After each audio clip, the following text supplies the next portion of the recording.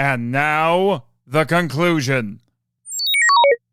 Okay, so we got all that out of the way because it's fun to talk about. All right, here's the one quote unquote big brain topic that we can talk about here: the Seatopians.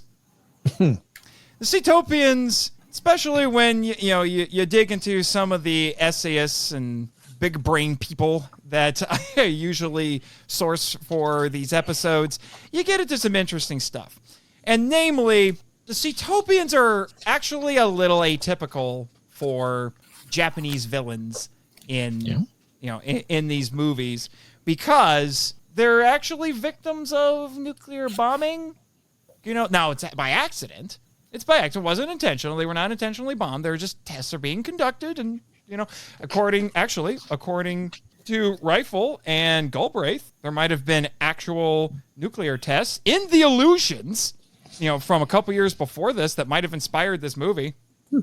Yeah, an American nuclear test that was called Kanakin. It was a test of a 5-megaton hydrogen bomb off the island of Amchitka in the Aleutians, which is off of Alaska, on November 6, 1971. And apparently, this test is significant because it inspired the creation of Greenpeace. Oh. It was formed in protest. So when they're talking about nuclear tests in the Aleutians, actually happened. There you go. But we find out that the Seatopians country has been devastated by these. So that's why they are sending their mighty beetle god to go get terrible revenge. The upstairs neighbors were making too much noise, so they sent their landlord. Yep, the big beetle god. Yeah. Mm-hmm. So it's atypical because they're victims, but they're the bad guys. They're victims and somewhat justified in what they're doing. That's what that's what the Rifle would tell you. Except they didn't seek negotiations first. I think that's the only misstep that they took, which is why they're considered villains. Yeah. They're acting in self-defense, arguably. And was Jason Barr, who wrote the Kaiju film, he actually says that the characters are not necessarily sympathizing with them. Well, they kind of are, but not with their methods. He said the problem is how they respond. It's their methods. Yeah. Their warlike response to what they're doing. And they also said this, they're also technically lashing out at the wrong people because it's not the Japanese. Right. Did anything. Well, and not only that, but the one little throwaway that I don't think ever showed up in any of the dubs was the fact that they wanted Jet's schematics so that because they were so few in number in Zootopia so they could build their own army. Mm-hmm. And that was astonishing to me. It's I don't remember that ever being a part of this movie. Well, that's makes a lot of sense. Problem is, how did they find out about it in the first place? That doesn't come up anywhere. Yeah, it doesn't. But yeah, they are. It's a weird case of Japanese victim blaming, which is odd. Maybe, yeah, because that's the thing.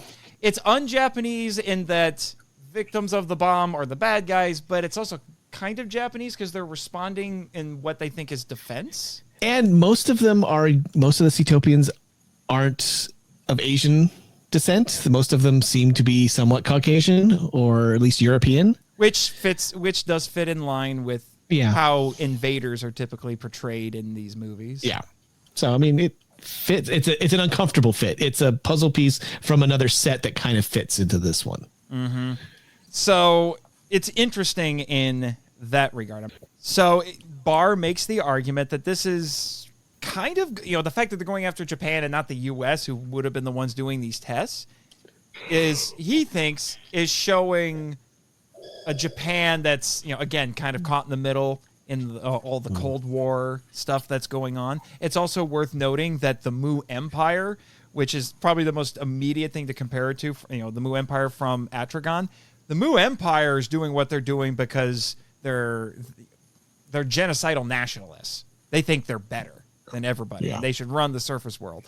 Whereas the Seatopians are reacting in vengeance and spite. And by the end, the characters are hoping that since things didn't work out, that they'll find a more peaceful solution. Well, nothing goes down quite as good as Spite Cola. So Yeah, there you go. But that's probably the most interesting thematic thing that you can mine out of this movie. I'm sorry, you're missing out on tag team wrestling. Tag team wrestling, because that's tag team wrestling. It's time to cut loose. Yeah. Oh boy. It's time to cut loose. We got all the boring big brain stuff out of the way. It's time to cut loose because Yay. this movie. I have thoughts. I love this movie so much. Why do you love it so much, Kim? I love it. I just love the overall tone. I mean, it's not meant to be taken seriously. It's just fun and goofy. And I'm a goofy person, so I like goofy movies. And, I think it's safe to say that everyone on the podcast right now has been watching Godzilla movies since they were kids, right? So, as kids, we already think of Godzilla as this cool superhero that's going to save the day. And, like he always does. Yeah. And, the part of the movie where he finally shows up to the fight after, taking forever to get to the. Yeah. Oh, yeah. I should mention that this is the first Godzilla film without Haruo Nakajima. Oh, that's right. As Godzilla. This was for the rest of the Showa series, we're going to get one-off guys playing Godzilla. Yeah. And in this one, it was Shinji Takagi. I wanted to give him a shout out because suit actors need more love.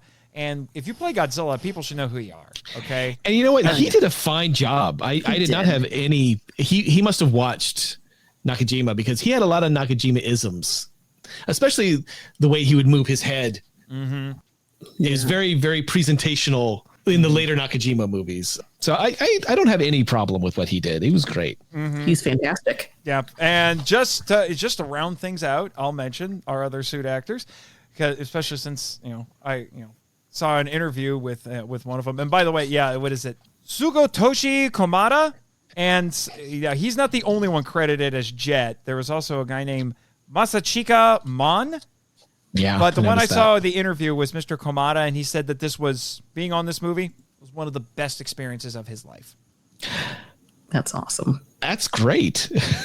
He loved it. He said he was like 25. He was still young, could do crazy things. He was practicing karate at the time. I'm looking at some of his comments. He pointed out that Jet is the first robot in the Godzilla series, which is technically true.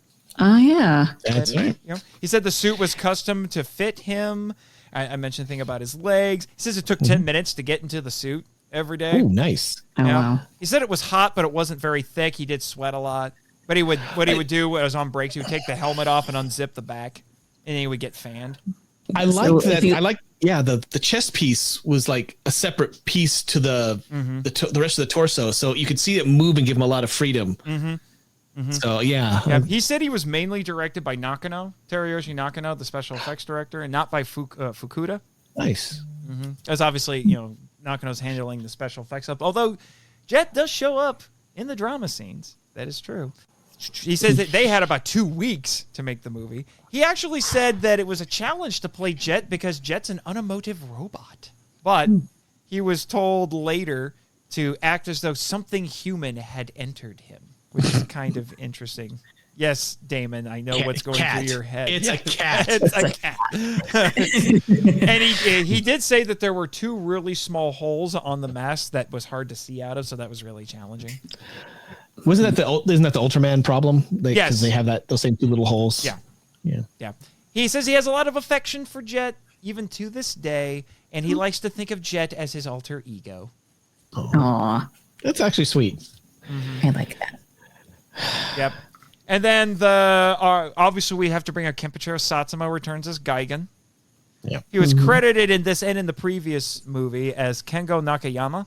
And I have to bring up Satsuma because we've lost Satsuma now. Yeah. It sucks. Why do these people Why do these people age like normal humans? I know. How dare they?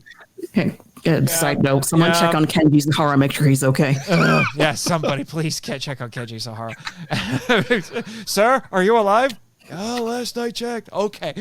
Fantastic. Fantastic. Because if you die today, we're not telling anybody for a month. And then Hideto Date was Megalon. Apparently, the Megalon suit was the heaviest suit Toho had made since the original Godzilla. I call shenanigans on that. The Hedorah suit had to have been heavier. Yeah, I would have to say so on that one. Although they did say filming the jumping scenes for Megalon was really hard. I can see. So. Yeah, they almost took that part out of the movie because they're like, my gosh, it's so difficult because they have to lift him up with wires and move him, and he jumps a lot. Yeah, because apparently the way the design elements for Megalon was he has a beetle head, and they did that because beetles were. Still are apparently very popular with Japanese school children. It's a summer tradition to go catch some and keep them as pets. And it was especially popular in the early 70s. So that's why he has a beetle head. But his body is inspired by a cicada and his movements by a grasshopper. That's why. So in other words, he's really gross. Yes. And he's apparently got ADHD because he has to jump all the time. And if he doesn't have somebody telling him what to do, he loses his freaking mind. Sounds like my nephew. I have notes on that too. So, although I got to say, one of the reviews that I found had one of the best descriptions I have heard about kaiju anything. And because they were talking about his horn. Because it's a beetle horn, okay? He's a rhinoceros beetle. He has a big old horn. This American reviewer described it as a death-dealing daisy. Okay. I'm gonna double check that because I think that's not the full thing. What is a death-dealing electric daisy? Well, to be fair, it shoots gravity beams. Let's be honest. That's true. He's totally stole Ghidorah's shtick, literally. Yeah. Naughty bug. Naughty. Yeah, but death dealing electric daisy. That's good. That's somebody's metal band. I'm just. They will be showing up at the Marklight Lounge Tuesdays and Thursdays. Either that or it's an album by a kaiju themed metal band. That's what I'm thinking. No, it could be a band. No, I think it could be Death Dealing Electric Daisies. That's gotta.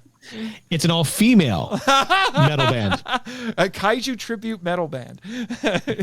Yeah. There you go. Kim's going to start that one. I'll play the keyboard. For the death-dealing electric daisies? Yes. I'll bring back my goth phase from when I was in my early 20s. You had a goth phase? Sold. Yeah. You had a goth... I did. It was a quote-unquote okay. goth phase. You're a fan of Evanescence. That makes sense. Yes. That totally makes sense now. I understand. Yeah. You make yeah. But yeah, this movie. My notes are written as if it's MST3K because I went through. We need to talk about the MST3K. Okay. Oh God, season 2, the end of season 2, they did this one, and then they followed up. They went backwards, which is kind of weird, with Sea Monster. Mm-hmm. And then they dared release their Megalon episode on DVD. And then Toho got wind of it. Dun, dun, dun. And then Toho said, no-ho. That's where that joke came from, people.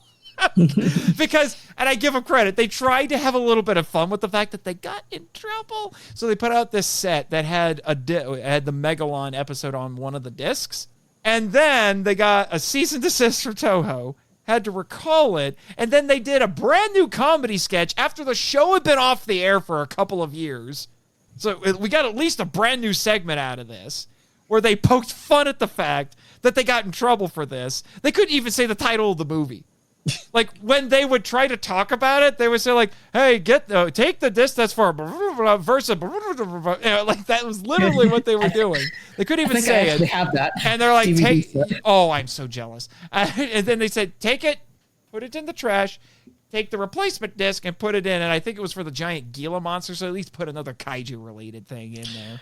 Yeah. And, but that was the big joke. It's like, Toho said no-ho. And you do know who was with the legal department at that point, right? Who was? Was it Raymond? Raymond? Do you think? Was it was Raymond? Raymond. Oh, yeah, my Raymond gosh. was part of the legal. Yeah. I mean, Toho only hires the best, right? Yeah. And that's why he's so good at negotiations with Toho nowadays. That explains it. It might also explain why he's a little scared of them too. Wouldn't be. Have you tried their coffee? I mean, they sued Mozilla Firefox. That's why they dropped that part of the name. Every time I see Zilla as part of a product, I'm like, how long do you think you can get away with that? Oh, you're gonna get sued by Toho. There was a pretzel brand called Pretzilla. I'm like, how long is that gonna last? There's an obscure Power Ranger monster named Footzilla. Not to be confused with Zilla Foot. And how did that make it past? I don't know.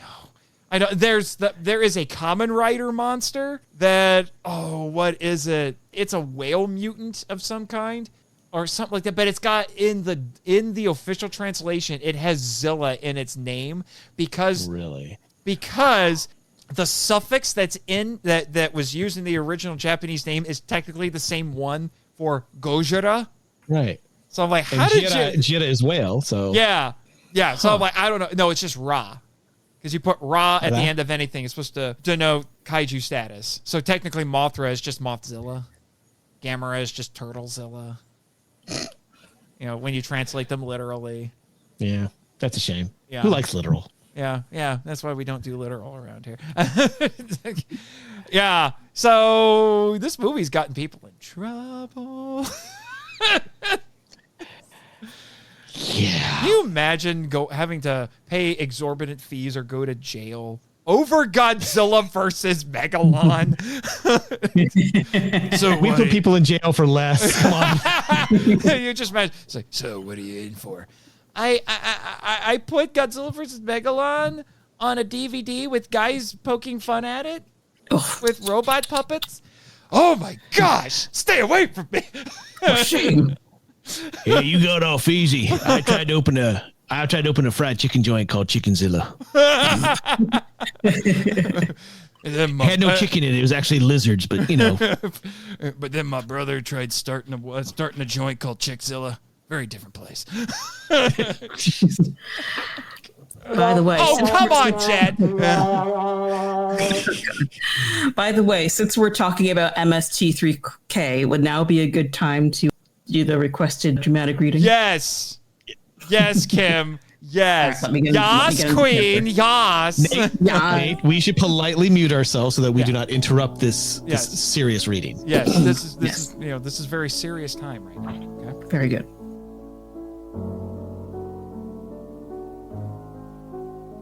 He jock it made of steel. Eats sushi from a pail. Jet Jaguar? Jet Jaguar. He mother never really loved him. He crime fighting covers up a basic insecurity. He Dicky covers up an Adam's apple the size of a Toyota. He basically good-hearted, but he'd like to smash that kid against a rock. Knock, knock, knock. Who's there? His head looks like Jack Nicholson. Don't smile like that. It will stay that way.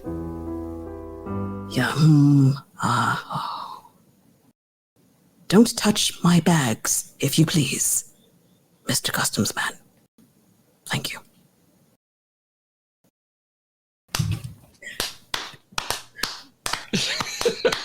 And that's how it's done. That is the best joke to come out of that episode. That and Rex Dart Eskimo Spy. That was great. I've since found out Rex Dart Eskimo Spy is a real dude, but and then I'm trying to remember some of the other jokes from the episode. This is why it's so tragic that it's basically banned. Yeah. Because there are so many good. There's so many, the Megalon episode is the better of the two Godzilla episodes, which means hilariously. And I said this before when I did Emperor Horror of the Deep. There are now 2 MST3K movies in the Criterion Collection. Include this movie's in the Criterion Collection. Without the commentary, though. Without the commentary, but but it was like I'm trying to remember there when they showed the establishing shot of Seatopia, which admittedly actually looks pretty decent. That's the thing. They only built 2 sets for this movie to cut costs. Right. Everything else is filmed on location. The Seatopia set, it was one of the ones that they built. It's nowhere close to Toho in the 60s, but it's still comparatively lavish compared to compared to the rest of the movie. Which we'll talk about that scene because oh lordy, oh lordy. But actually one of the jokes from MST3K is related to the oh lordy, which we'll get to that. But like they do the establishing shots, like oh Houston, and then I'm trying to think they took a lot of shots at the kid. One of my favorite ones, and even I as a kid I was confused by this because the dubbers I don't think quite understood what they're talking about. But the kid's name, Rokuro. Yeah. But he's called because the other characters are his older brother, and I found an answer to that. That was something I've been trying to figure out for a while, but I'll talk about that later. But and his brother's best friend, as far as we know, we don't know exactly because he calls him senpai. It's weird. These characters have almost nothing to them. So they're basically blank slates. Here are my thoughts on that particularly, and I'm pulling in stuff that has developed through modern fandom. But I didn't think about this at the time because I was too young. But Goro and Hiroshi, science dad, action dad. Even as a child, I knew this is a weird thing. There are literally no women in this movie except for the Seatopian dancers. Except for some extras. Yeah. And that's decidedly odd. Usually there's some kind of female protagonist. So despite Roku and Goro both confirming that he is the younger brother and vast difference in ages, where are the parents? What happened to the parents? Why is he suddenly the guardian? It's not his brother.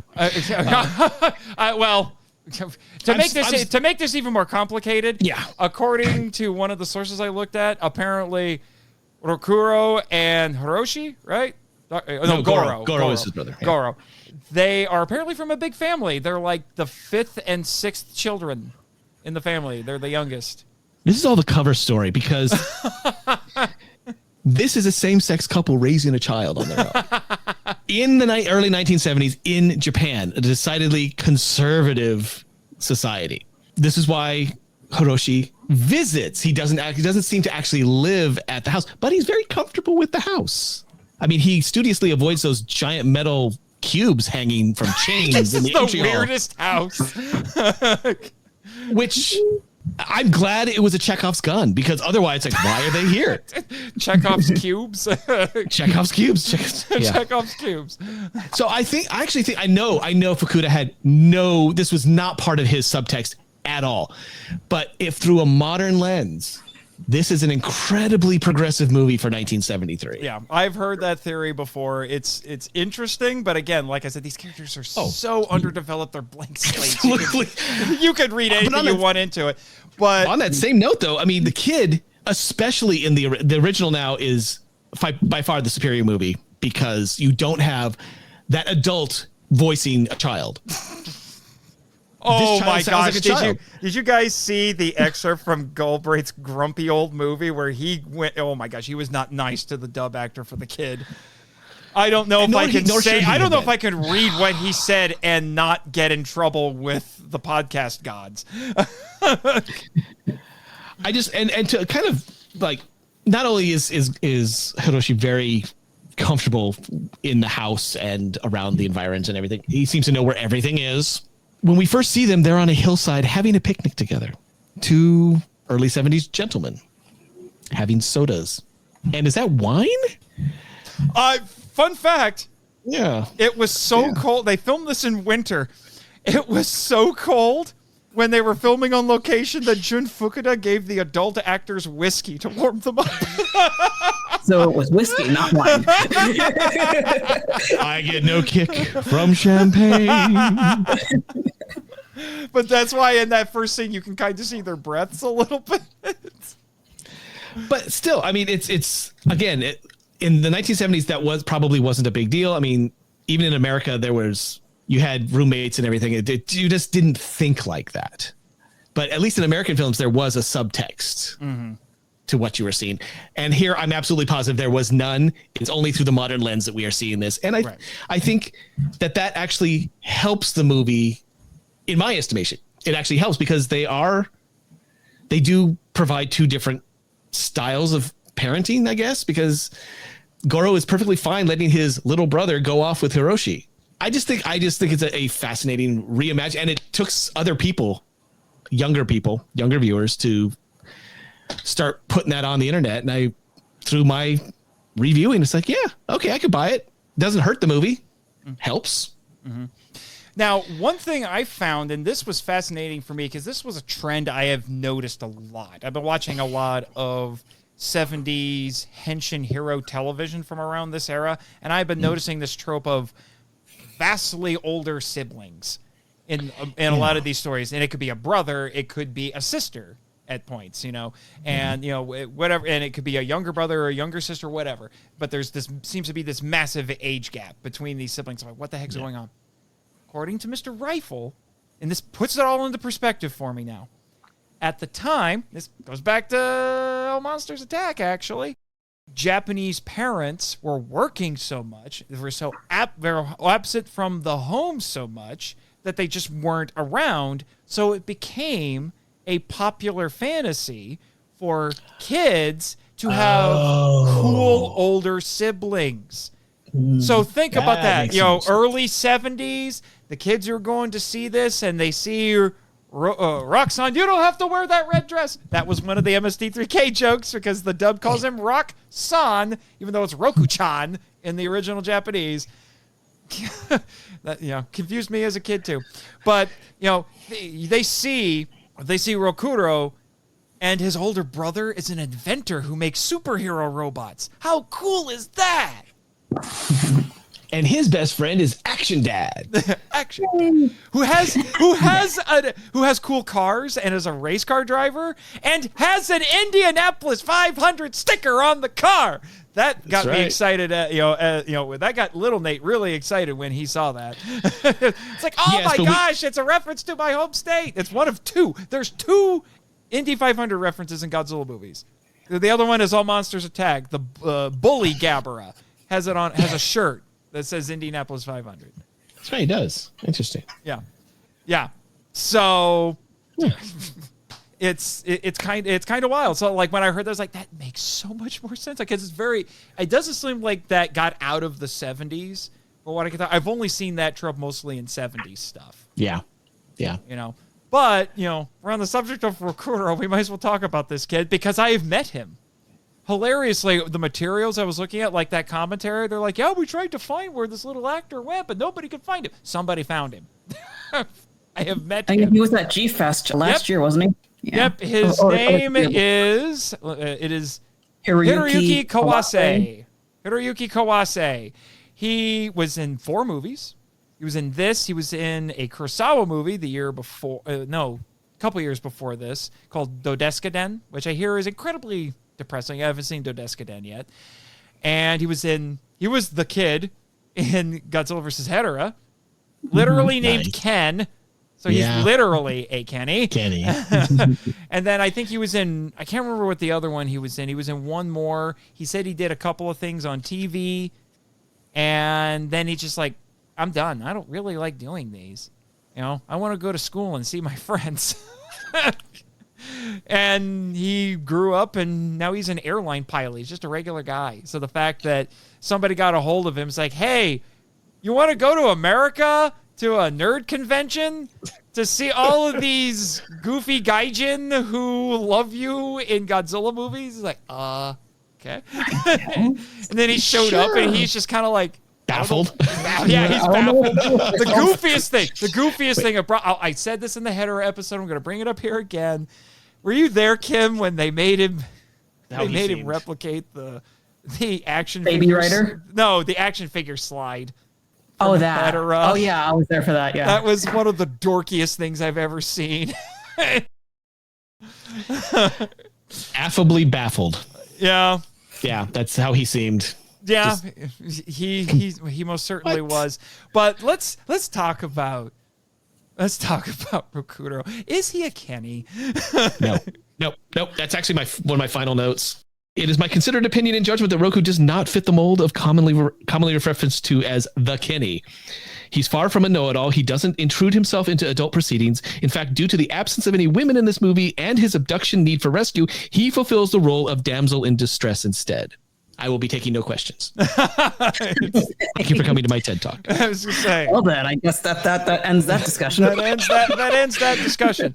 But I take that back. But do you think he might be the closest thing to a quote unquote Kenny in a Godzilla movie? Because I would argue there are no true Kennys. Even Ichiro in All Monsters Attack, I don't think quite hits Kenny status. That's a fantasy. That's not within the regular context of Godzilla movies. But I would say that the Ken in Hedorah is more of a Kenny. Mostly because, he's probably a little closer because he contributes things. Now, nothing big. No, but he's closer to being a Kenny. But yeah, I don't, since Honda and et al. Did not necessarily focus on children as being protagonist types, it makes sense that there would not be a Kenny prototype within this context. So, yeah, Ichiro is in a fantasy world, so I don't think that quite qualifies. Ken's a little bit closer to it. Rokuro, I do agree with you. He's spending more time getting himself. I mean, his dubbed voice is absolutely irritating. But that's, do you want to know would you like me to tell you who's responsible for that? Please do, so we can go back, use the time stone, and go back and. It's a woman. I don't care. Barbara Laney. Has she done anything else that I can mitigate the fact that she tortured this poor voice? I don't know. She was probably judging by the interview I heard of Ted Thomas, who talked about the whole process of doing dubbing and all that. Like, this guy was like, he used to be with British intelligence. He went to Japan during the Korean War, and then he'd done some stuff with radio broadcasting as part of the military. And then he just decided, after he got bored of British intelligence, that's how he put it, he decided to get into the movie business because he became friends with Run Run Shaw, and then started dubbing movies, and you could hear his voice in other Toho movie dubs like Matango, and I know that. So is it Laney, Laney, or Lai? Laney is what I saw. Laney. So I'm guessing she was just some expatriate there that he just grabbed off of the streets of Hong Kong and said, "Here, dub this movie. You're the little kid." Okay. Yeah, I'm not seeing anything. I'll get a bunch of other like obituaries and stuff. But well, that's lovely. Yeah, that was the first thing that came up. Obituary for Barbara Laney. Yeah, but you brought a baby writer. Kim. That's probably the most interesting thing he does this whole movie. Is he builds his own little motorcycle. It's kind of cute, but it is cute. Here's the thing. In Japanese, he says baby rider. In the dub, he says baby rider, but the subtitles just say mini bike. Yeah. Bike. Come on. We can hear what he's saying. Come on. Baby rider. Baby rider sounds way more interesting than mini bike. Come on. That's got the right cadence. You could put that to the Kamen Rider theme. Baby rider, baby rider, baby rider. It still works with the rider kick. I mean, come on. Baby kick. Okay, now if we're talking conveyances for this child, can we talk about the blinding stupidity of the watercraft that he is riding? It's pure nightmare fuel for one thing. Oh my gosh, those dolphin things. It is the least aquadynamic vehicle for water that I've ever seen. It's terrible. That's the beginning of the movie. Goro, how did you go from that to a robot that could spontaneously become sentient? I don't understand the jump here. I think it would have been more interesting. Go ahead, Tim. Oh, nothing. I was just like, well, you got to start somewhere. Like, you do. I guess you do. Crappy watercraft, and he improved his skills, and he built a if this craft had a voice and said, "Oh, get off me, Roku! I'm going down," that would have been, Well, I guess he literally gets it literally gets flushed down a giant toilet. That's true. Oh my God, it's so.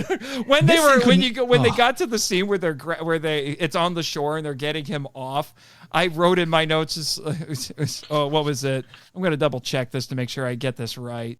I wrote, throw him back. That's my brother.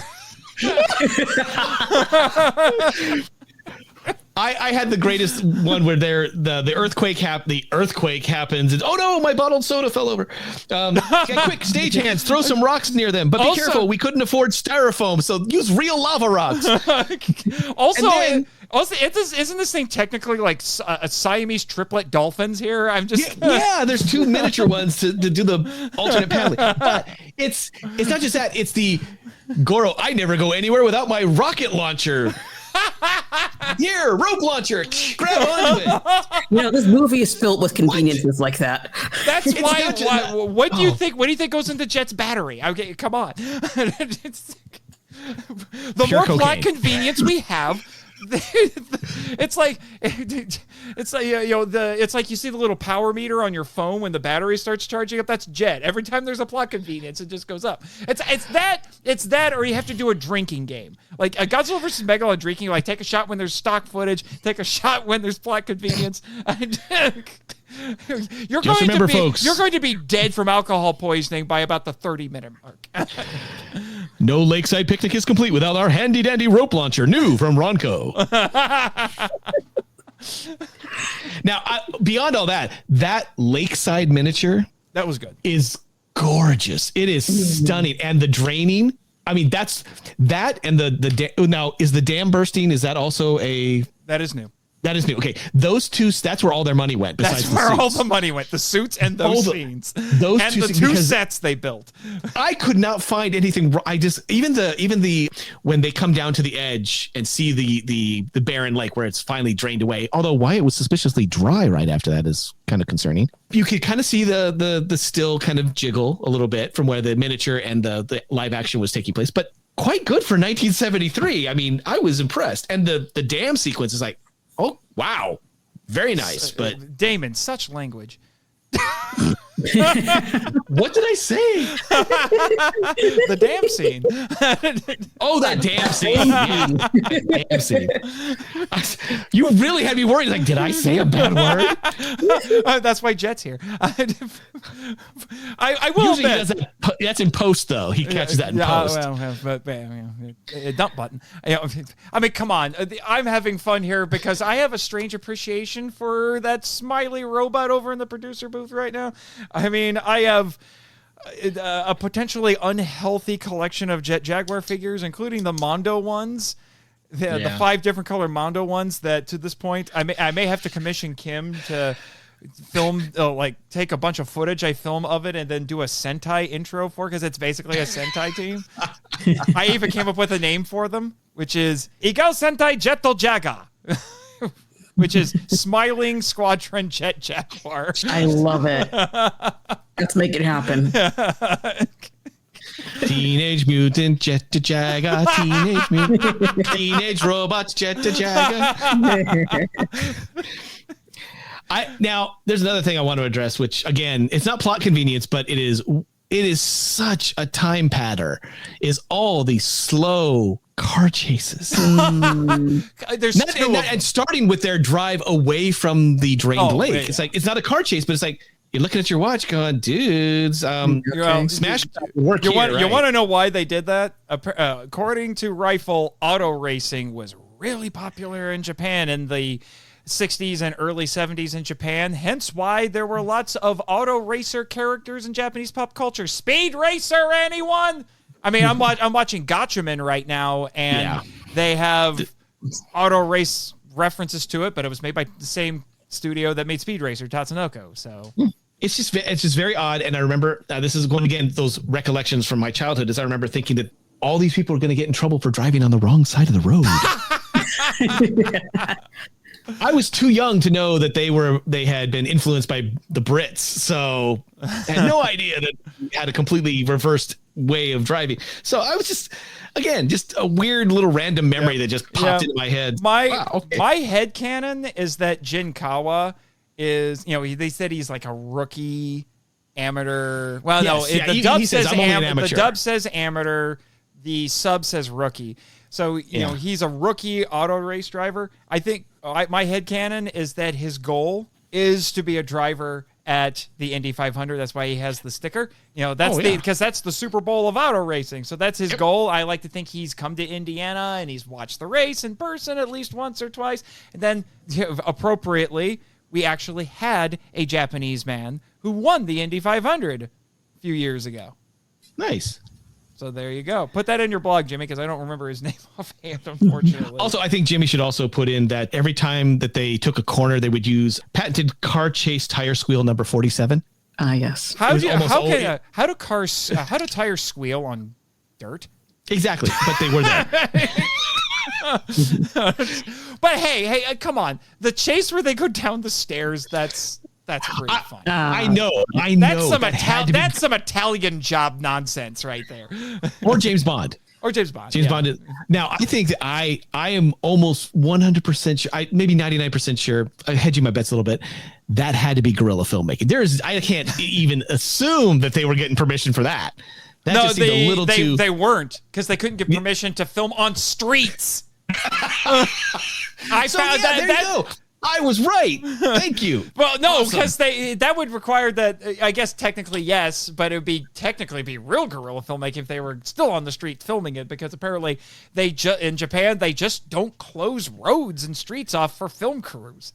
Well, that is most evident in Ichiro when he's walking by the highway in the little yellow hat after school. I mean, in the other movie, that shall remain nameless.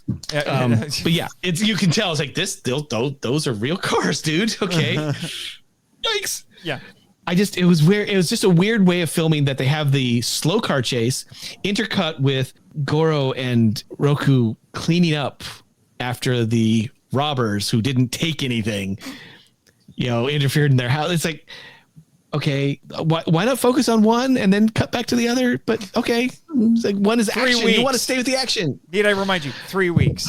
I know. Hashtag they had 3 weeks.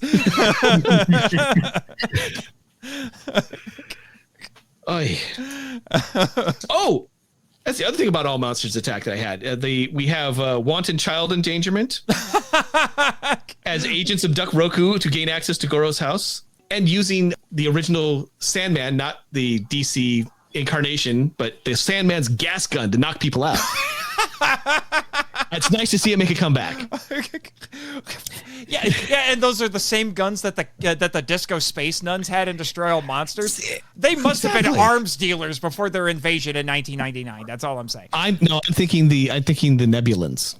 Yeah, that could be too, because they're friends with the Cetopians. Exactly. They're friends with the Cetopians. And their technology is vastly far. I mean, they turned a hyper chicken into a cybernetic organism. So I'm not letting that go. You are not. I like to think that the reason why they're friends with the Cetopians is the Cetopians live underground. So I'm guessing they probably struck a deal with them and just said like, hey, we're going to take over the surface. We'll leave you alone. And the Cetopians are like, yeah, we hate the surface dwellers anyway. Go for it. Saves us the trouble. We are up to the agents had broken into the house. Hiroshi went after them. Oh, and then they come back. They're like, oh no, this sucks. And then we get to see Headless Jet, which is right. And also, this was something I discovered because this was the first movie we showed in Kaiju Quarantine 2.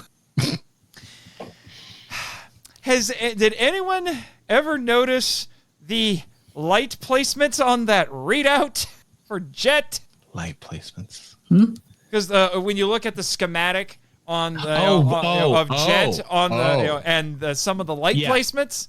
Yeah, there's one that's a little unfortunately placed. Oh no. Editor's note, that is his weak spot. That's how you turn him off without the electronics. Oh, I know what you're talking about now. Uncomfortable silence. Okay. So what you're telling me the Gigan and Megalon could have ended that fight this entire time. the perfect spot was the one place they didn't abuse him. I mean, when they had him down and they were kicking him, they just weren't accurate enough. I mean, they're both dirty fighters. I mean, we know this. I mean, Well, they're heels, so you know. Oh my gosh. But okay, we think all the action goes to Hiroshi, right? Action dad, right? Yeah. Not so. When Roku finds the button, which is not the same color as the sand, I don't care what he says.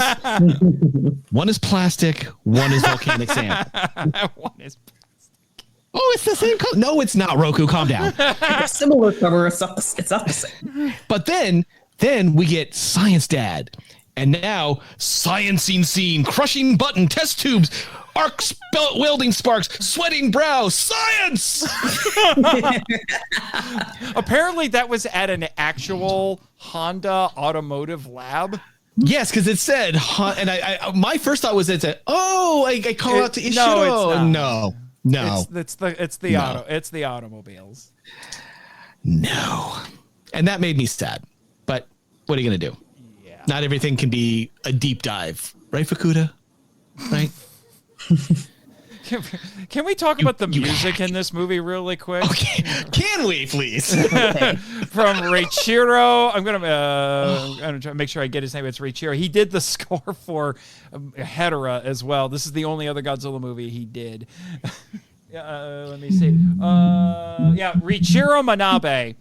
Some people have very strong opinions about the music in this movie. It feels weirdly southern to me. Like there's like there's a lot of distortion. There's a lot of twanginess. Yeah, I think Manabe said that like he got contacted by Galbraith. He's like, "Hey, can I talk to you about composing for these movies?" He said, "No." He apparently turned into Clint Eastwood. He's like, "Get off my lawn, Kaijin." I mean, not Kaijin, Gaijin. Because he said he didn't like composing for movies. He felt too limited. It is very jazzy adjacent, but not as memorable as the Hedorah soundtrack at all. Probably not. Although I don't know if he composed the music for the Jet Jaguar fight song that Kim so wonderfully recited to us, at least a version. But I do know Sekizawa wrote the lyrics, the original lyrics. Well, okay. So that's probably the best the best remembered track from this. Yeah. Well, yes, of course it is, because you can't get past punch, punch, punch. No, you can't get past punch, punch, punch. And sadly, there was no punchline. That Thank you. Yeah. You're welcome. I don't know. It's the music's all right. It's kind of the beginning's a little bit foreboding. Some of the tracks are embedded in my skull because of how many times I watched this as a kid. Yep. I'm sure the same thing for you, Kim. Like when I was preparing, I was listening to the soundtrack and I kept seeing images. Yeah. Listening to the soundtrack. It's fine. I think it's memorable for us because we've probably seen this movie more times than we're willing to admit. And that is, like you said, because it was the most shown on television because of so many different versions of it, that because it was ubiquitous during the 80s and the 90s, it just became part of the gestalt, whether we wanted it to or not. Mm-hmm. It's just there, hovering, ever present in the background of your life. All right, let's talk about Seatopia for like the one scene that we see a couple of quick cutaways where where Emperor Chest Hair is is like, how are things going? Badly, sir. Call the Nebulans. Hey, can we borrow your monster? Can we borrow your monster? Wait, did they ask to borrow the monster, or did the Nebulans volunteer the monster? Is that what the Nebulans do? Did they just like loan out Gigan after they're like, we tried to invade, it didn't go so well, our planet's gonna die eventually. I might as well make a little bit of money off of the cyborg chicken, so we'll just loan him out. As sad as this may seem, this is definitely says something more about the Nebulans than it does about anything else. It's not that Gigan is such a good monster. It's that the Nebulas just don't want him around. I mean, he doesn't clean that buzzsaw on the front. Ew. He doesn't even use it in this movie. No. Well, you said it was a brand new suit, so they couldn't fork over the extra, $45 to have a rotating circular saw. Yeah, but we're talking about this Seatopia. We're talking about let's talk about the Seatopia. That first Seatopia. That Seatopian scene, oh my gosh. Like I said, it's comparatively lavish. It's nothing compared to the Mu Empire. Like if you watch Atragon, like the sets they built for the Mu scenes are ridiculous. Mm-hmm. They're amazing. And then you have this and it's just like, what? What are they wearing? The men all wear togas and all the women look like they went to the sexy version of the clan. I will not hear this. I will not. No, you're disparaging the great nation of Seatopia because this is Antonio and his chest of mighty hair, played by Robert Dunham. Dunham. And we love Robert Dunham. He's an expat who actually knew fluent Japanese. So even though they dubbed him, he understood everything that was going on. Yeah, so. He had a lot of different roles in Japanese movies. Most prominently, he was in Dogura. He was a gentleman thief in Dogura, and that was quite nice. Yeah. Yep, and he was in The Green Slime. Yes. I'm trying to find my notes on him because he wasn't just acting. The guy was an entrepreneur. Like this guy was crazy. Like, he was doing all kinds of stuff. Keep talking. I'm going to find it. Well, here it is. Here it is. Okay, go ahead. Yeah, so he was a businessman and an author. He wrote a book called On the Art of Being Japanese, which is basically a very politically incorrect satire. Oh, God. Yeah, but he didn't hate the Japanese. He respected them immensely, but it's very politically incorrect. He raced cars. He was a test driver and a filmmaker and a stuntman. He actually was one of the stunt writers for the car chase scene. Now, he wasn't the guy who got the goop dumped on him. So he wasn't the motorcyclist then? Yeah, no, he was one of the motorcyclists. There's only one motorcyclist. Well, he was one of them. There was a guy in the Mini Cooper. Yeah.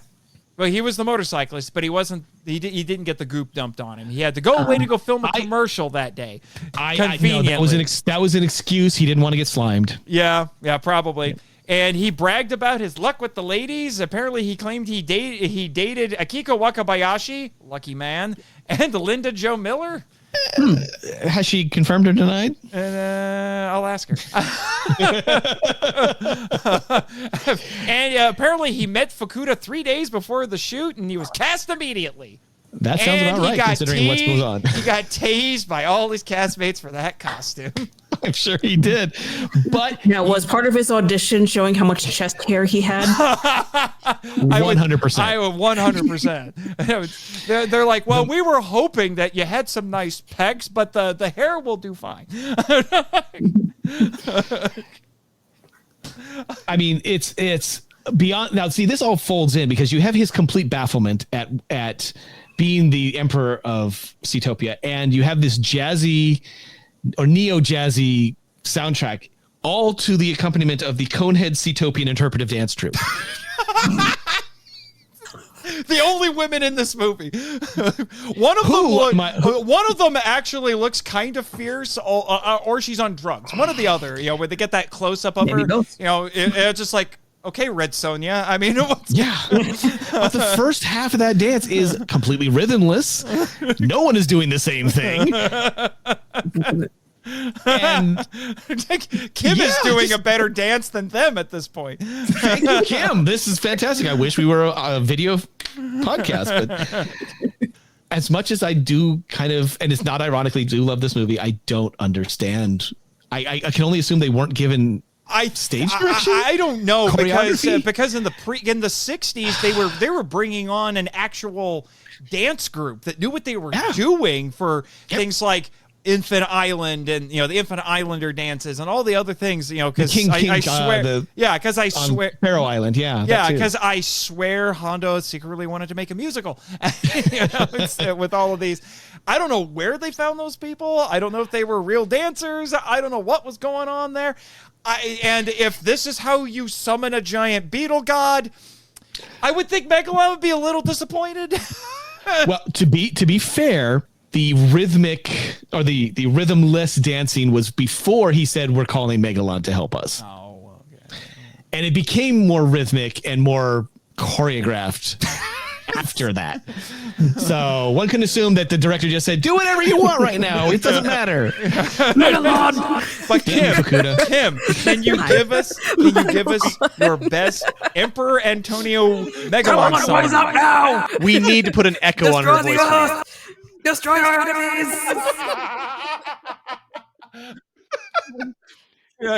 Yes. Go on! Megalon!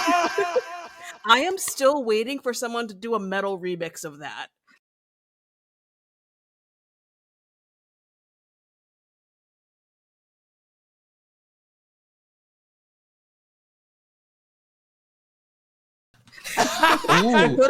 Put a nice metal riff under that. Megalon! Megalon! Rise up! Destroy our enemies! You know who'd be perfect for it? The death dealing electric daisies. There you go. Well, yeah, they would do the cover, but Gojira, the actual band Gojira, Yes, should do it. there you go.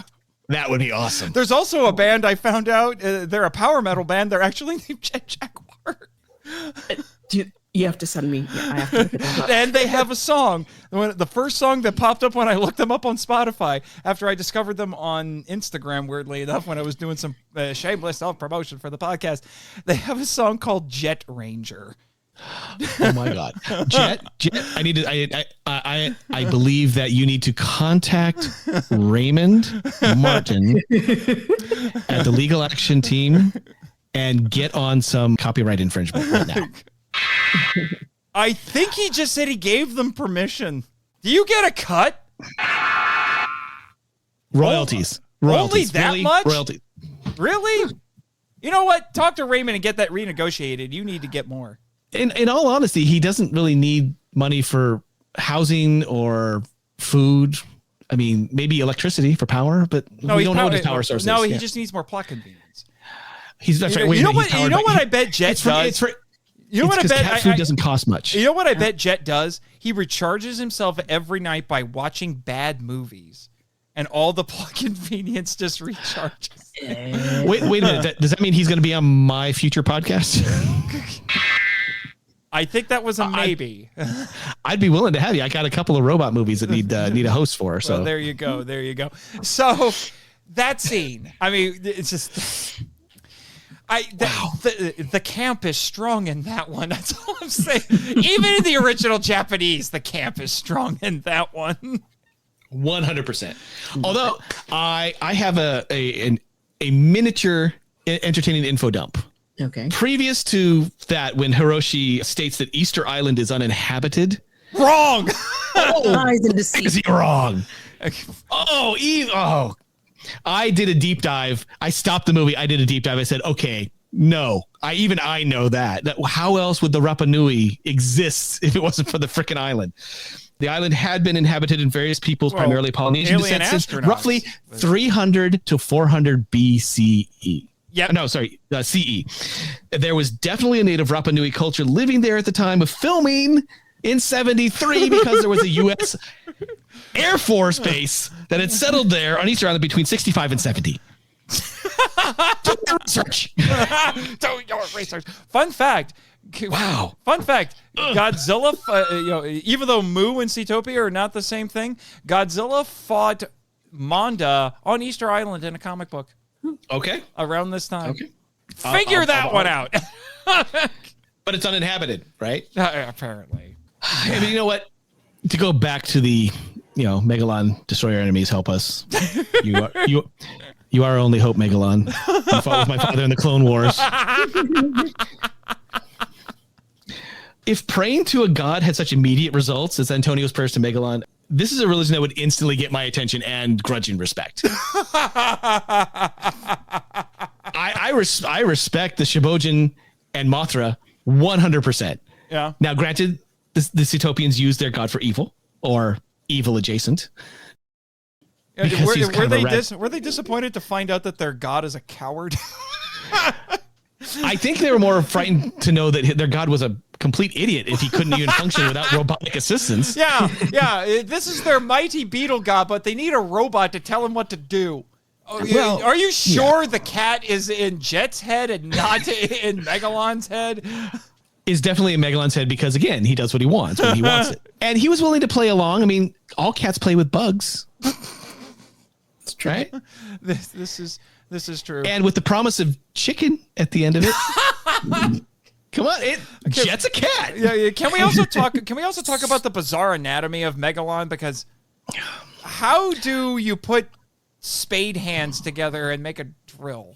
Okay, I wanted to bring this up because Kim is trying. Because like, both Gigan and Megalon do not have digits.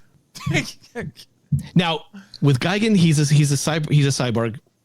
I'm sure his physical needs are taken care of as far as waste excretion, and he doesn't have to worry about that. But Megalon is obviously an organic being.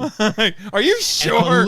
And I'm a little well, maybe he has cybernetic hand extensions, but I'm a little concerned about how he feeds himself or cleans himself. Well, he is a god.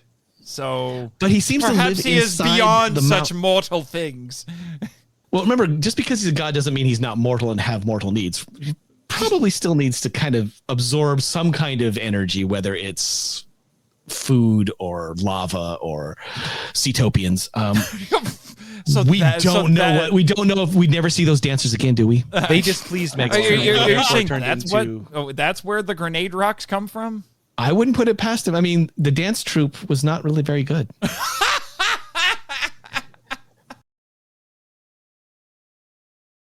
Grenade rocks. Yes, grenade rocks. The Jet can throw back and it goes off in his head and his head doesn't explode. Now, it's been a long time since I've seen the MST3K, but did they do when he threw it back into Megalon's mouth? Did they say that's a spicy meatball? I don't know, but that sounds like the perfect joke. It does, doesn't it? And it's wasted. Okay. Now again, why does Megalon fly through a fissure to the surface when he has two perfectly good drill hands? Explain that to me. I think the idea was that he was actually drilling his way to the surface.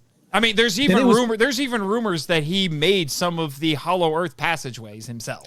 Well, okay, in contextual reality, yeah, I will believe that. But that is not how it was presented, since his wings were out, and that is flying. And if he was drilling, the wings would be condensed, and he would be actually look like he's going through Earth rather than a very straight-sided, obvious cutout to the surface. I'm just.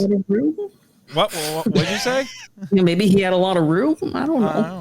All I know is that his little combat tactic of digging just under the surface is incredibly cheap in the Pipeworks games.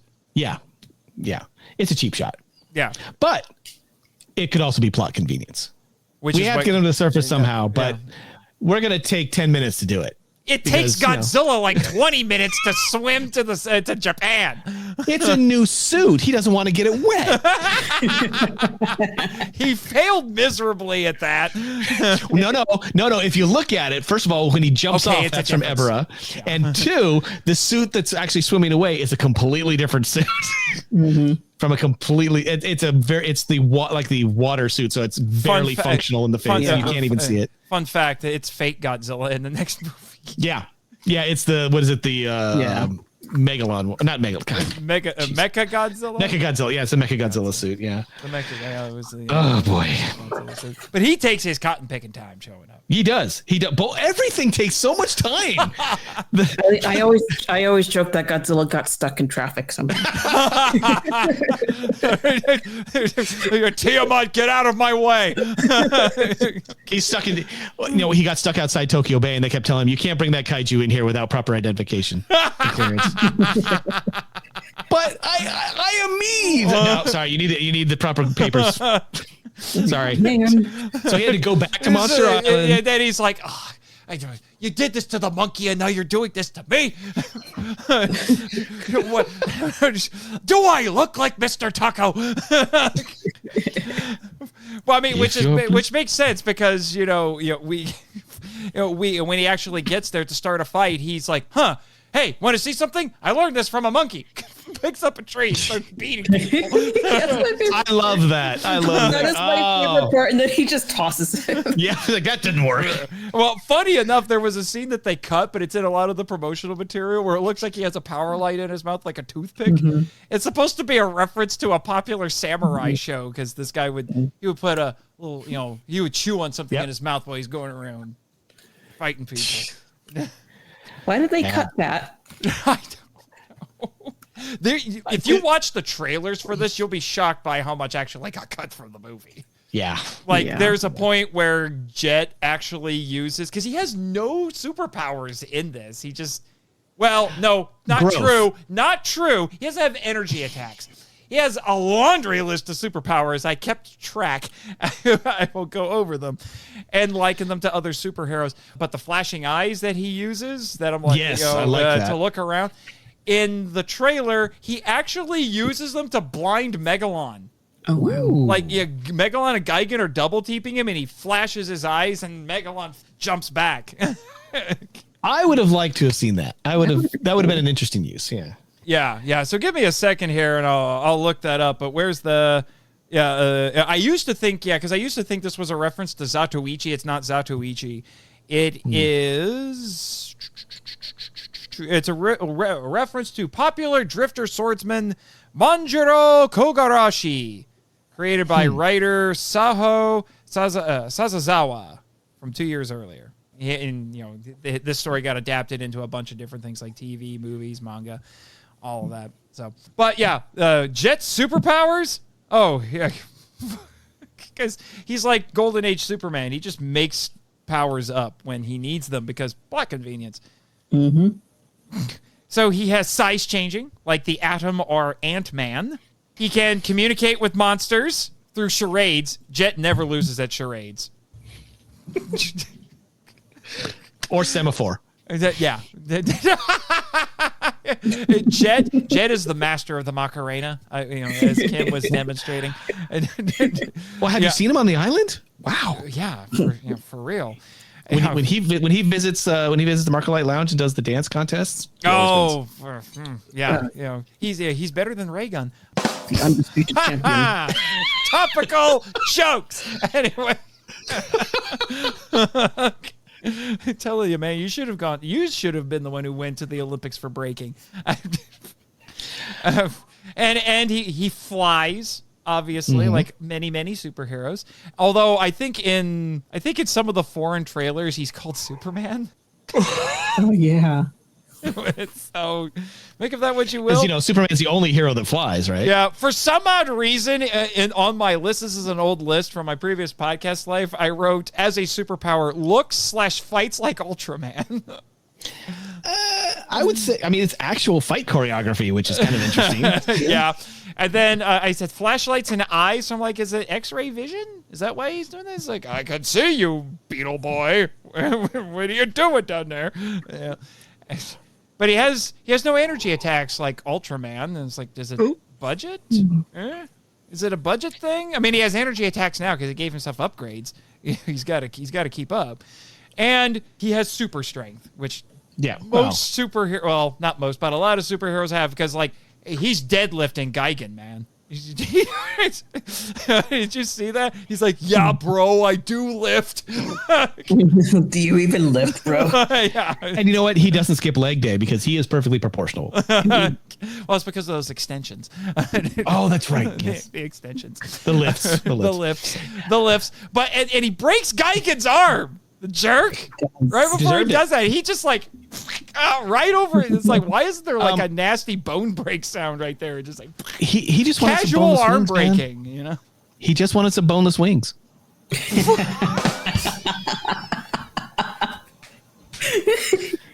I'm on fire tonight. Yeah, you are. And then it just turns into, what was it? Clay shooting. God's just like, pull. Ooh, he just throws it. Shoots him out of the sky. And after that, I understand why Guy got after it. He's like, you know what? I'm done. I'm out. See ya, Fucking me, guys. Yeah, see ya. Although, as far as a suit actor is concerned, I have to give Komoda super major props. When he goes down Goro's stairs outside, I know he can't see through that mask. And I know if he misses one of those super steep steps, he is falling for a long time. And the confidence of Jet walking down those stairs and not breaking character and not looking down. Oh my God. I would be so claustrophobic in that mask and that costume. And I would feel acrophobic walking down those stairs without any kind of railing, because you can't. You're a robot. You're supposed to be perfect at doing this stuff. Excellent, suit work. It's just phenomenal. Yeah. And then, he, as, Apache warrior, he gets big and flies off. Oh, Super Friends. Yeah. 70 Super Friends. Come on. That's the first place my mind went. It's like, oh, he's Apache Chief. That's because you're old.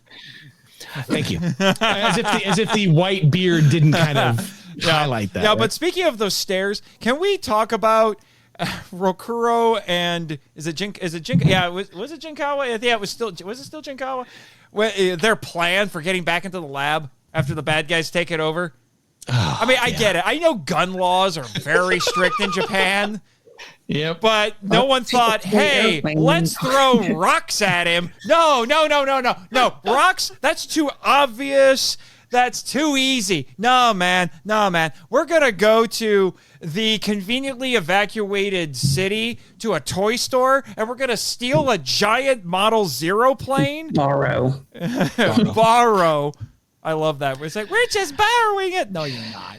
That's not coming back. That's not coming back.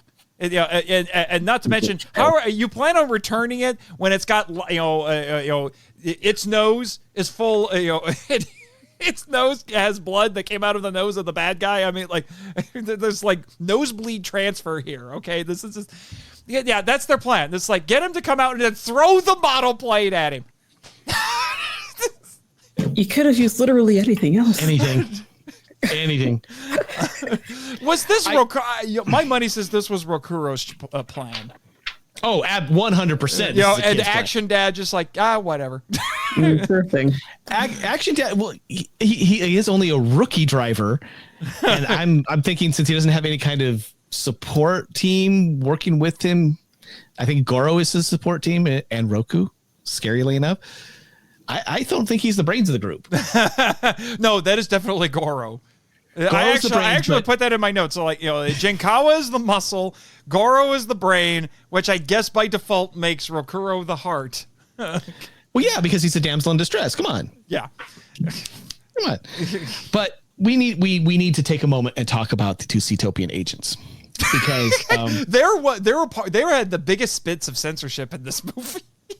I don't doubt it, because there's Beard Agent, who is the muscle. He's the thug. We all get it. And whose name is Wolf Olski. Yeah. Okay.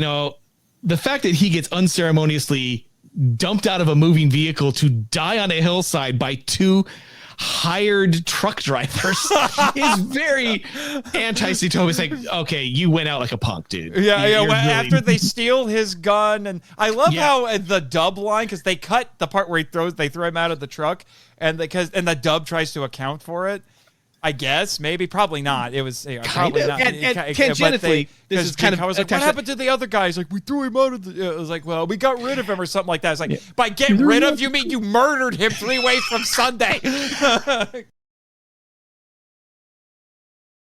Why did they still go ahead with the job? That's what I was thinking. Like, why is the movie that good? It's like, well, we got paid up front. We might as well do this. And then they carjack him. Like, they take the gun and that got cut too. They carjack him.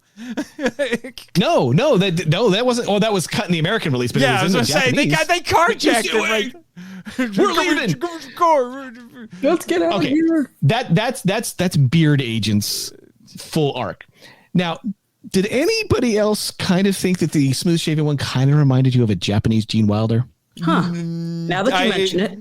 Look at the way his hair is total 70s Gene Wilder. Now that cut. you mention it, yes, I see it.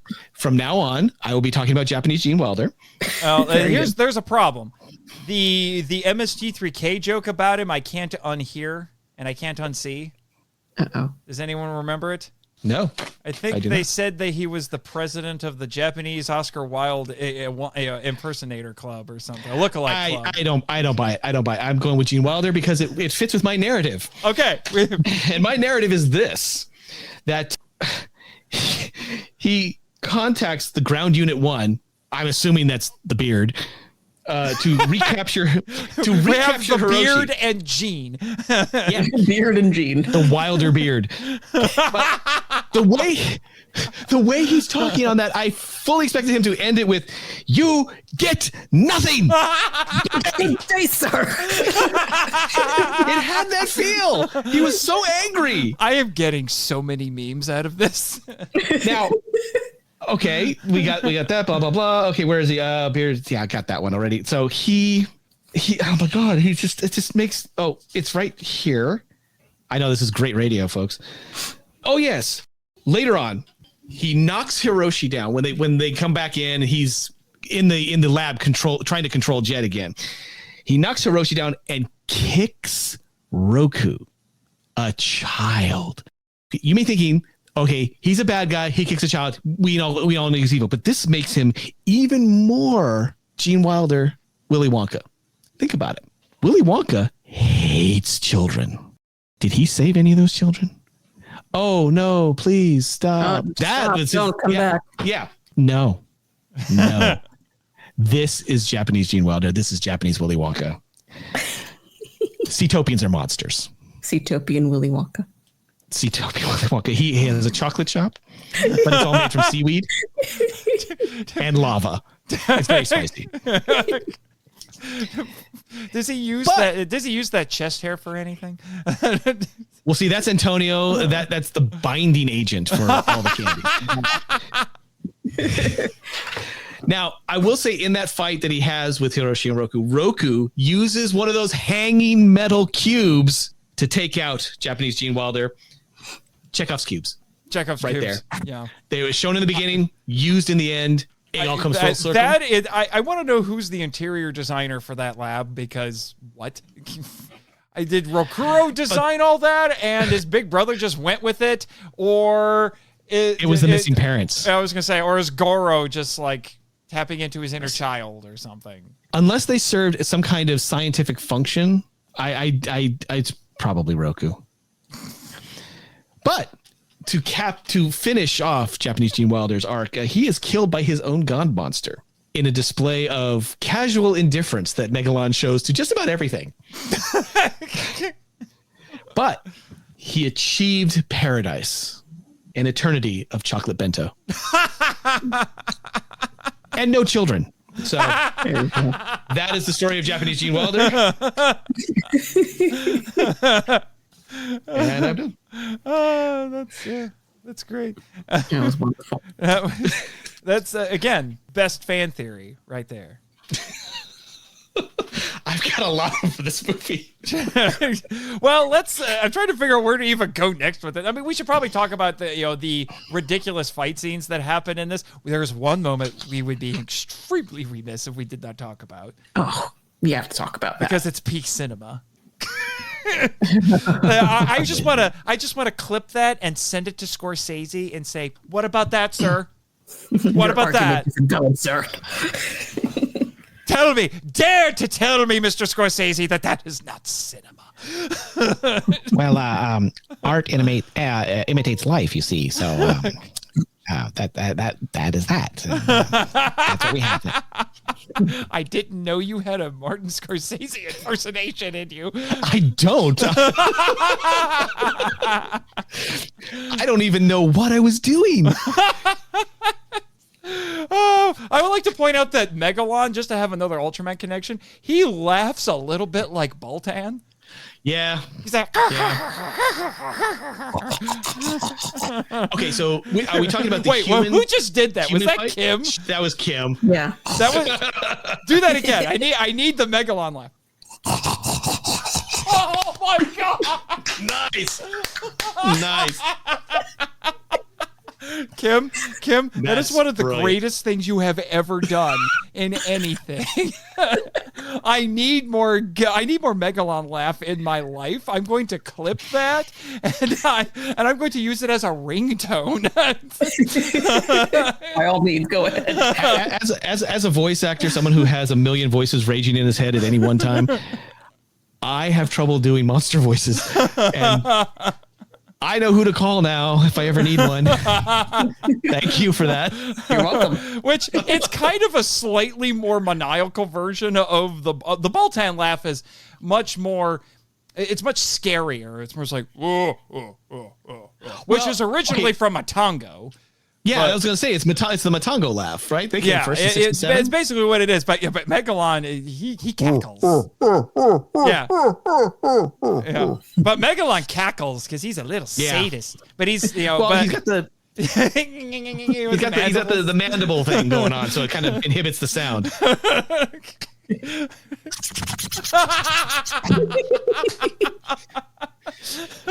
I don't even know if that's going to show up on the soundbar. I heard it. Oh, good. At least one of us did. So we've got that. I'm just looking at what are all that's there's so much ridiculous choreography in this. Well, okay. I want to talk about one of the big centerpieces in this, which I will admit, unironically, this is a big dang hero moment in this movie. Aside from the fact that these characters all forget what everybody does. So you've got Megalon who's just like, hey, you know what? Unlike my tag team partner over here, 'cause I actually have a laser. I can shoot lightning from my horn. I spit grenades. And you know what? Maybe I should just unload everything on our opponents, and my buddy can just fly away, and that's fine. And then I'm going to turn their lives into a Johnny Cash song. Ring of fire. So he does that. I fell into a burning ring of fire. Went down, down, down. The flames went higher. Yep. It burns, burns, burns. That ring of fire. That Geigen and I said. Yeah. So he starts making this giant fire circle around them, and our heroes are back to back. They're like, oh crap, what are we gonna do, man? What are we gonna do? They're freaking out, and they're fast editing this, making it look even more perilous and exciting for all the 8-year-olds that are sitting in that theater. Like, oh my gosh, what's gonna happen? And then Jet's like, hey, wait a minute, I can fly. Oh, yeah. And then Godzilla's like, oh yeah, I'll jump on your back.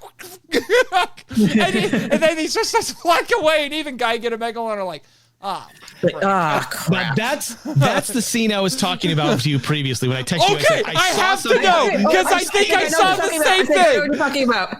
I think I saw the same thing. If that's the case, I think I saw the same thing. What? He said the same thing. Did we all see the same thing? Yeah. Megalon is like, he's like, slap his ass. We saw the same thing. Yes. I had never seen that before. Did I blink and miss it 50 times in a row?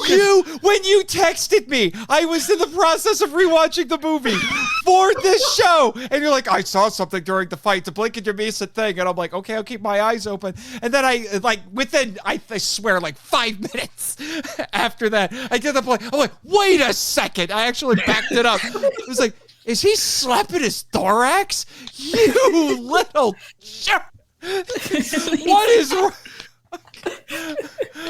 Oh, it's ridiculous. Did he really do that? You can't see it because Geigen's kind of in the way. And that when I grew up, and it was also probably because this thing was horribly cropped for years. Yeah. So it's probably obscure, but then you got Geigen in the way, and Geigen's doing his little victory dance. It's like, they're gonna burn. And then you go over there, Megalon's like, slapping his butt. Well, it's his thorax. He doesn't, I just want to make a gif of that moment. I swear, that was just the suit actor just having fun that day. Oh, There's no way that was choreographed. He's just they were probably just told by Nakano, do a little victory dance because you're winning, and he just did that. So let me see here. So Mr. Hideto Date, you are my hero. What else did this crazy man do? Come on, tell me, Wikizilla. What else did you do? What else did he do? Let's see. Oh, it only tells me one other thing. Aw. That's disappointing. He was in a show called Thundermass. That's all it's telling me. Although it says down here that he was frequently confused for Kenpachiro Satsuma in Japanese media because I guess they look the same.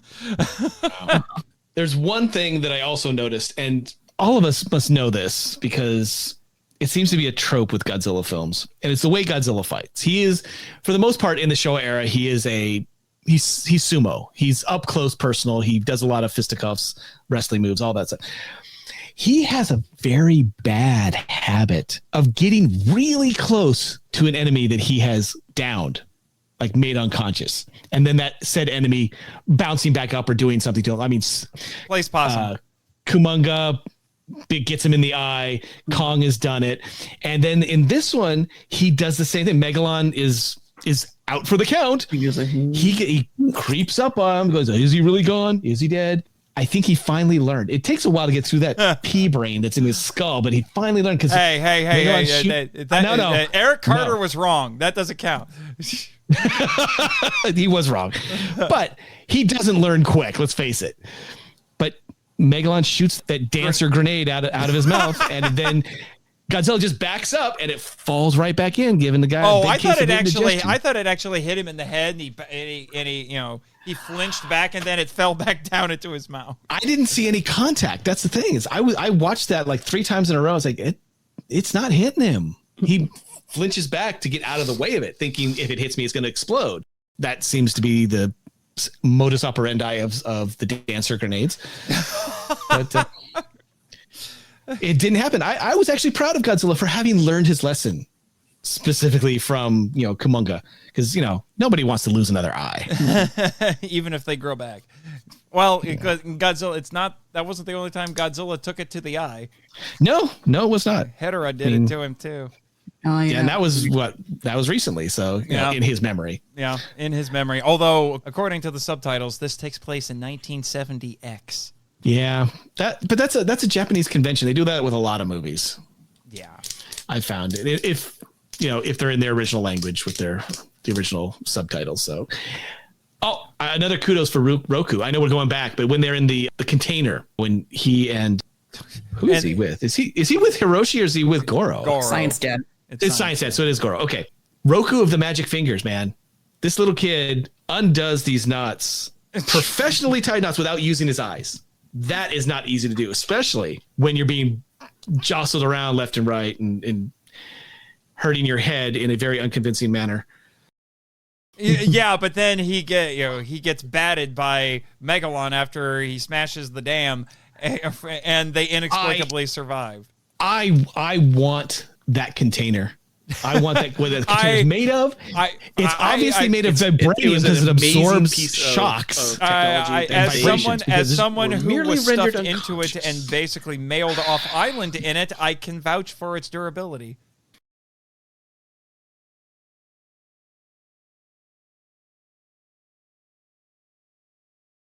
And no apparent concussions either. I mean, my wife's been in a few fender benders where people were only going 35 miles an hour, and she has 3 concussions now. So, yeah, she just got another one recently. So, Can we talk about how Science Dad barks orders at Jet using a necklace? Yes. Well, the disco walkie-talkie. Now, granted, he didn't have the. I know it's a couple years before disco actually officially hit the States, but it's bling on a very long golden chain. So.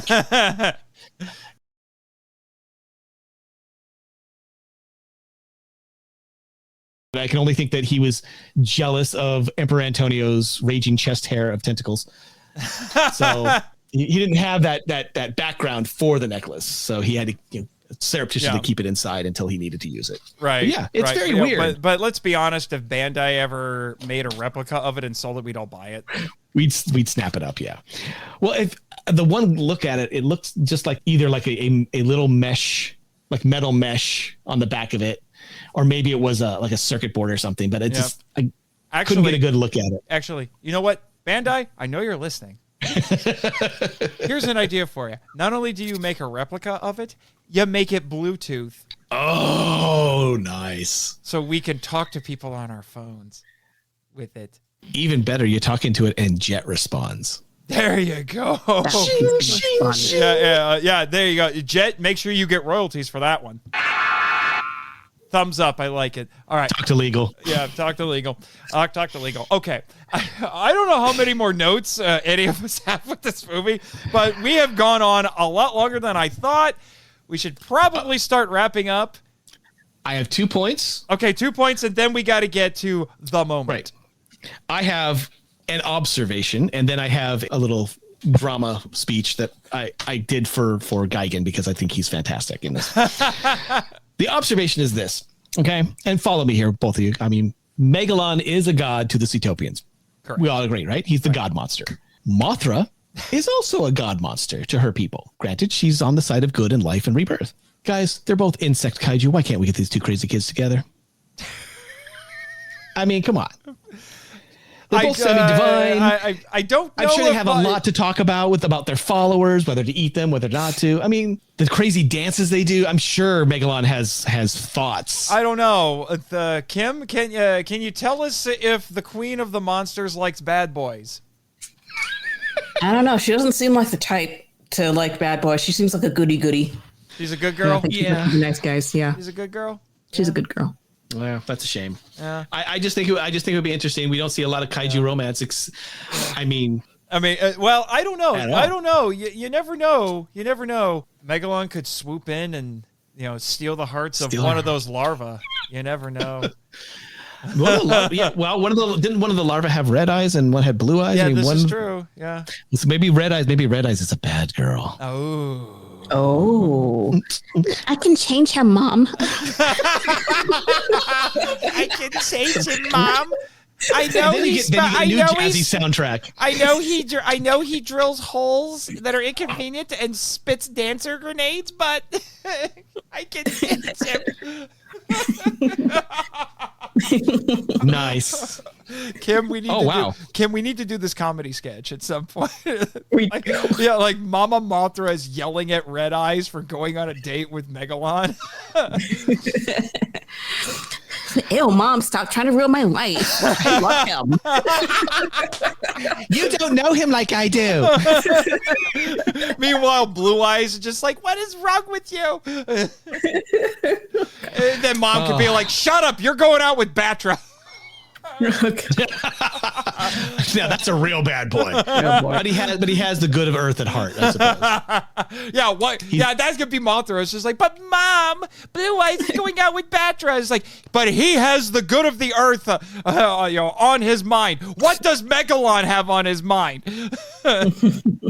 Eating poorly choreographed dancers? Well, okay. You got me there.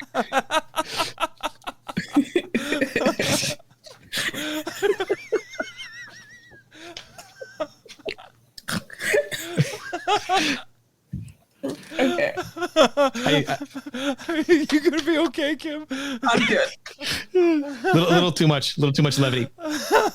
Okay, now I don't know where you're going to use this, but I had some kind of epiphany while I was watching this, and it's something that has only been enhanced by the fact that I really like Futurama. So, if you'll forgive, Futurama and Warner Brothers cartoons. So,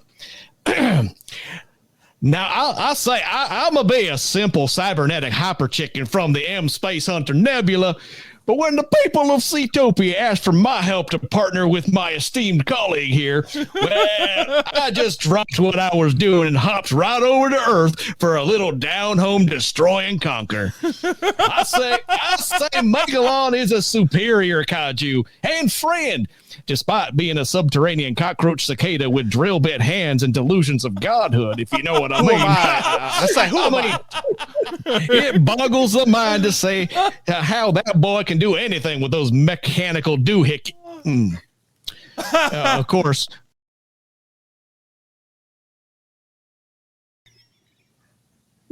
Oh, that's the end? Oh, okay. Oh my god. I didn't have any more. I was going to keep going. I could just make stuff up, but that's all the stuff No, that's scripted. it's fine. That's a great way to transition into talking about the moment of this movie. Ah, yes, the moment. The moment. The moment. One of the seminal moments of this franchise. Some would even say a symbol of the franchise. Depending on how you feel about it, it's a good symbol or a bad symbol. You know, so iconic that even though Toho said no-ho, MST3K used it in their intro for years. It's one of those moments where if you talk to the uninitiated, they actually know what this is. This gets referenced in various places. It's even in the moveset for Godzilla on Gigabash.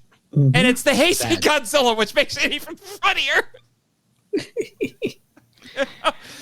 That glorious dropkick. Beautiful. True peak cinema.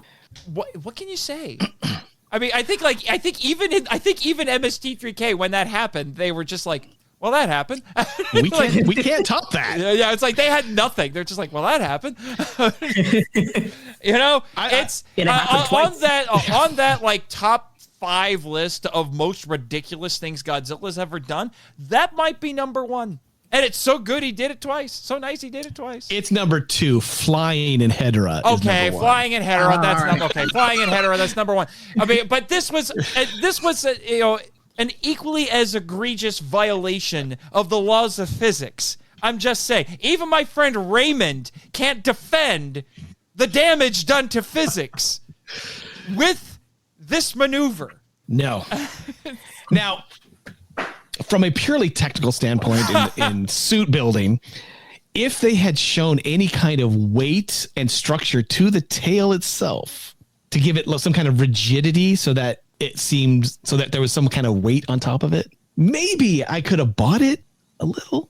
Suspension of disbelief, but no, I can't defend this. I can't. I want to. I can't. The entire sequence is just pure mad joy. That's all I could think of. At this point, this is nothing but rubbing it in. Gigan has run away. Megalon is down for the count. He's like, I can't do it anymore. I give. And then Godzilla is just like, hey, Jet, I got an idea. And he goes running. He goes scampering away. And then he turns around and holds up 2 fingers. He's like, 2.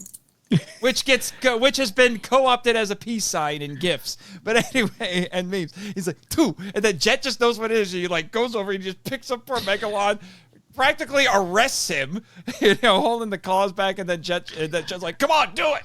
And then Godzilla's like, yeah.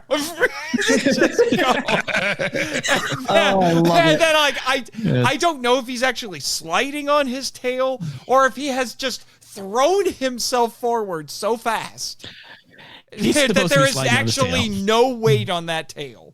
No, not at all. Because the tail bounces underneath it. Does it really? And then just like... It's not high, but it's definitely bouncing over the terrain. Yeah, so, and then to make it even better, after it hits and Godzilla gets back up, and he's like he runs backwards this time, and he's like, okay, like, let's go, let's effing go. And then Jet picks him up again, and he's like, wee. Well, I think this is This has definitely comeuppance because, you know, the way Megalon and Gigan were treating Jet before Godzilla showed up. This is what you get for staying too long at the party, yo. Gotta pay your tab. Yeah. And the tab of pain. Here's a butt kicking. Because the bouncer's here. And he's bouncing you out. Like it's just rubbing it in. This is just Godzilla's like, I just invented a new finishing move. He just does. I don't understand. But then I will say this. The other iconic moment in this, the handshake. Yeah. The handshake. I love the handshake. It's corny. I don't care. I love corny. Yeah. Well, doesn't he do the same handshake with Zone Fighter? Yes.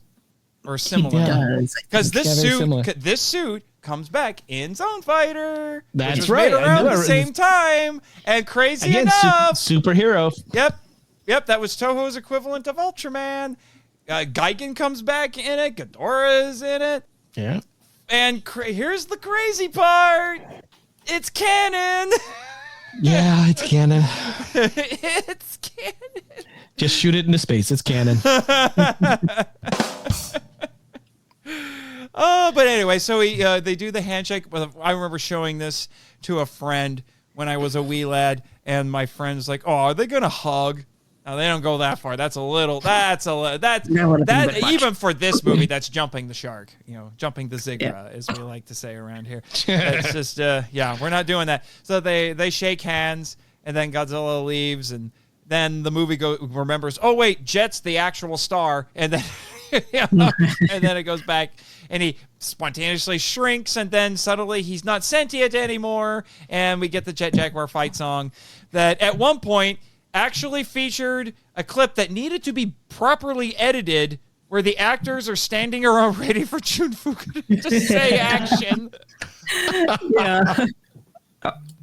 They're just standing around like, and then there's no sound, so you don't hear it. But and then that's why they stand there for a second, and then they start running, walking, whatever.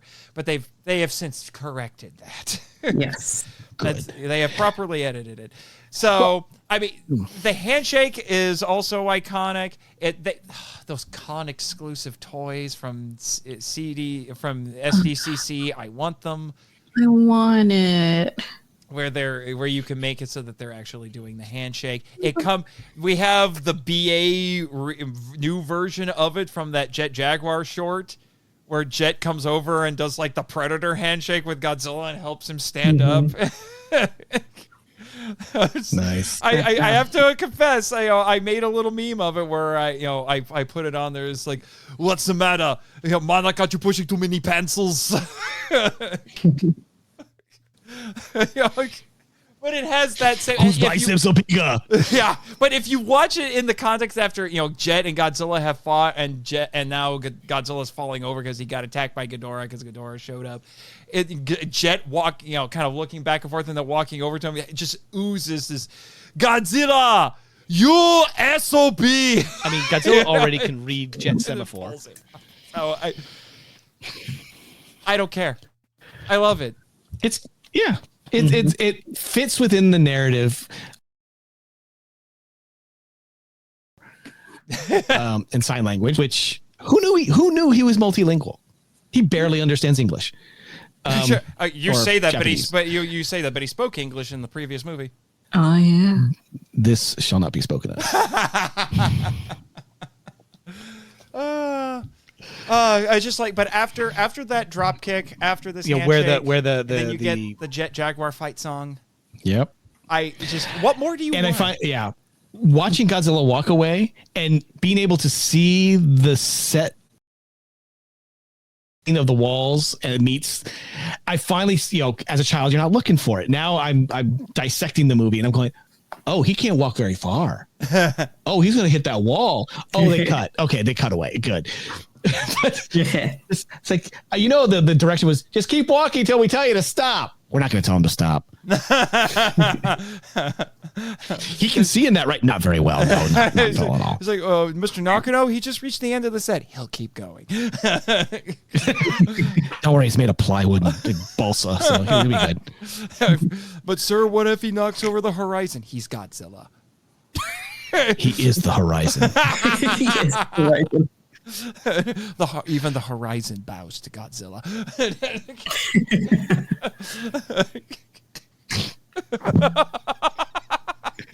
I think I just wrecked Damon. I'm trying to think of a Chuck Norris joke that involves Godzilla, and it just won't work. No. It has to be Don Fry. Don Fry. Kim, you need a lozenge. No, excuse me. Yes.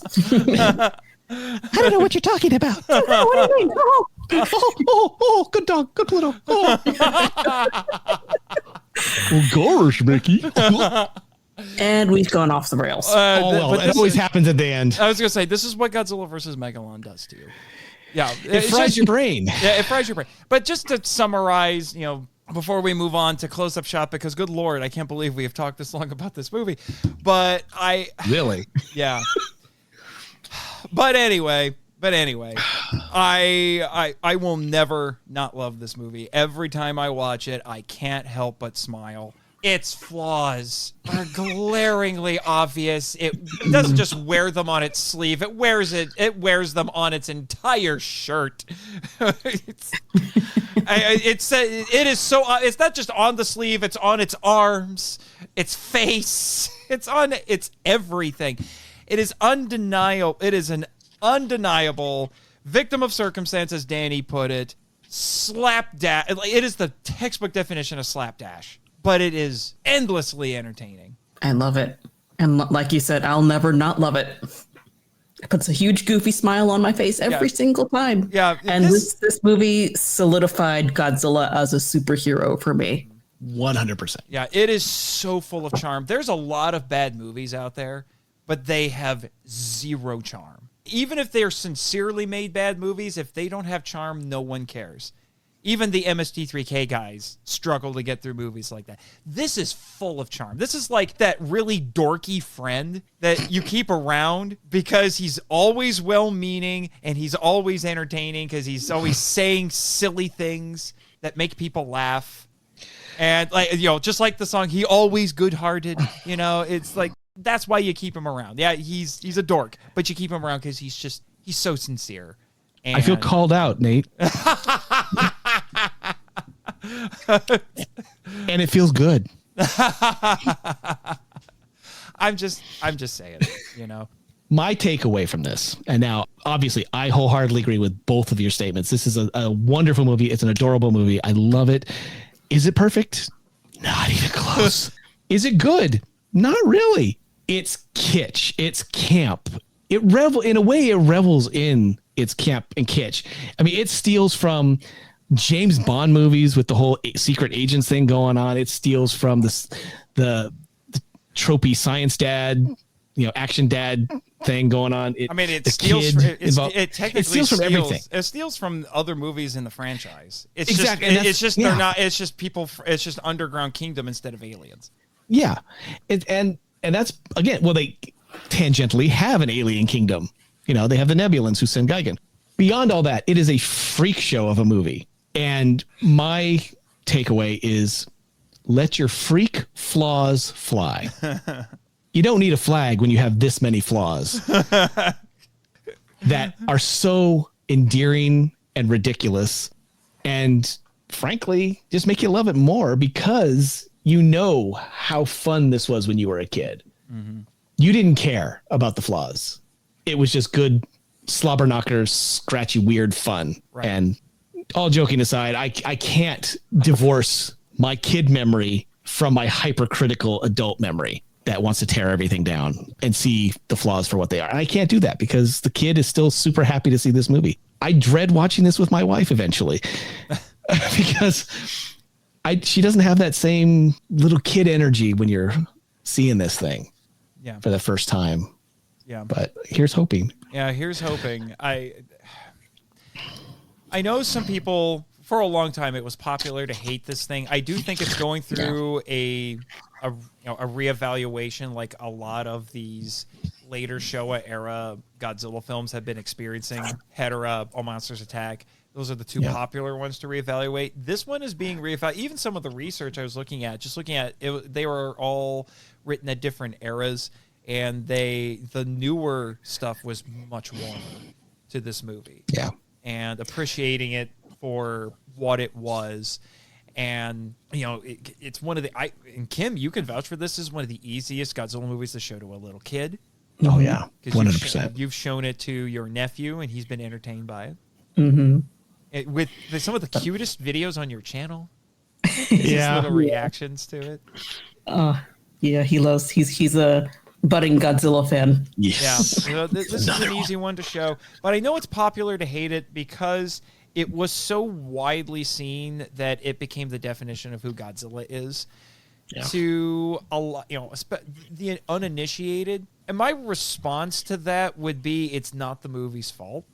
That's the fault of people who they just watch this and they don't bother to watch anything else or to do their due diligence and see what the other movies are like. Because this isn't even indicative of the rest of the 70s movies. No, in terms of not necessarily, maybe tone with a couple of them, but definitely not in quality. You know, even the 70s movies. And I would say it's not the movie's fault that people have, you know, that this is the image people have. It's on them for not, like I said, doing their due diligence. So I don't think that animosity needs to be aimed at this movie. Yeah, I think the people that really hate this film, like with a passion, are the kind of people that take everything in life like super seriously. And like, yeah, I get there's a time and place to be serious, but there's also a time and place to be goofy, you know, and turn off your brain for a little bit. And I'm not attacking these people. There's nothing wrong with, you know, preferring the more serious, you know, films and whatnot, but I think they just have a little more trouble with like suspending their disbelief and you know, taking things at face value. Yeah, and not everything needs to be -1, people. No. Seriously. This kind of reminds me, the people who don't like this movie, or this was their only introduction to Godzilla, so they have this tainted vision of what it is, remind me of the people who only watched the first season of The Next Generation of Star Trek and then did not watch the other 6 years. Yeah. You know, they kind of went, oh, that left a bad taste in my mouth. The writing was terrible. The costumes were terrible. The characterizations were terrible. Yeah, it was. But it was still finding its legs, still finding its voice. With this, Godzilla had gone through so many different permutations of who he was and what he represented. This was a new Godzilla. This was the superhero campy Godzilla. And that is just as valid and useful and accurate and fun as the nuclear allegory. Yeah. You know what I would say? Because I think this is an even better analogy because it shows the versatility of both of the characters. I think it's no different than how, really, for the better part of 2 decades, the popular perception of Batman was the Adam West show. Yeah. And then the Tim Burton movie comes out, and people realize, oh, wait, that's not all Batman is. Yeah. So it's similar to that, where Batman existed before the 66 show as a with a vastly different tone, and Godzilla existed before this in a vastly different tone, and it speaks to the versatility of the character. You can take Godzilla and plug him into just about any genre you want, and he will fit. Yeah. Saturday morning cartoons. I grew up on that too. It was not the real Godzilla by any stretch of the imagination. Godzuki, anyone? But it was still Godzilla because the weird heart was still there. He was fighting kaiju. It's still Godzilla. Again, the super serious science can be bad if misused, or nuclear allegory, or reluctant hero like in Hedra. It's like, oh God, I got to deal with this again. All of them are valid, and all of them have something to say that is unique. The anime, even, not one of my favorite things. Which one? The movie trilogy or Singular Point? The movie trilogy. Okay. And Singular Point, also a vastly different take. Unique, interesting, made me think.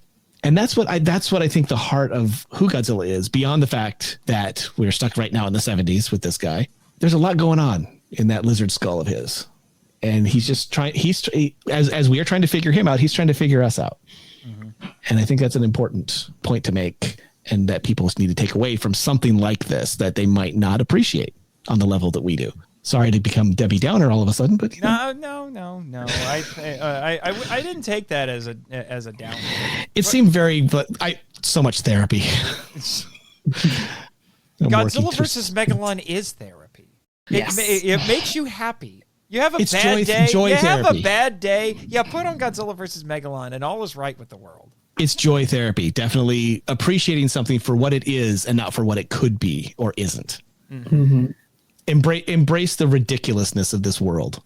and let it wash over you and touch you. And if it lingers, if the ridiculousness lingers and you find yourself trying to do tail slides on the slip and slide out in the front yard, more power to you guys. We all know we would try to do that. I mean, for what I understand, even the suit actor was still in that suit in a lot of the shots that they used to make it. So, I mean, if somebody needs a theme park ride, There you go. do a thing where you can like lay down in a hammock and then fly forward.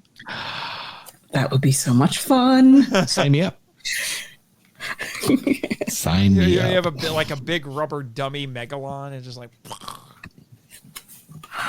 I would love that so much. we're all silly enough to do it. Yeah.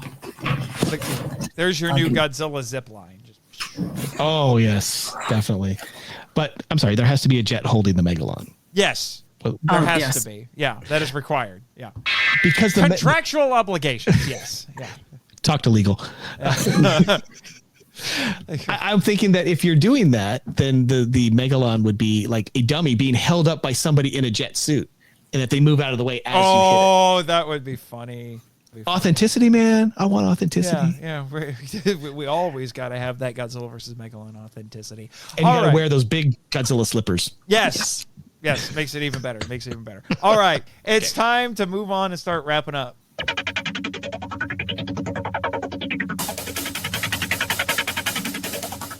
All right, no listener feedback for today because we went a little long and I've taken care of most of the feedback that I have currently. But we do have to do something very important, especially when it comes to the executive producer sitting here in Ubermoger in the mobile studio with me, and that is, Kim, you want to do the honors? Ladies and gentlemen, the Patreon shoutouts.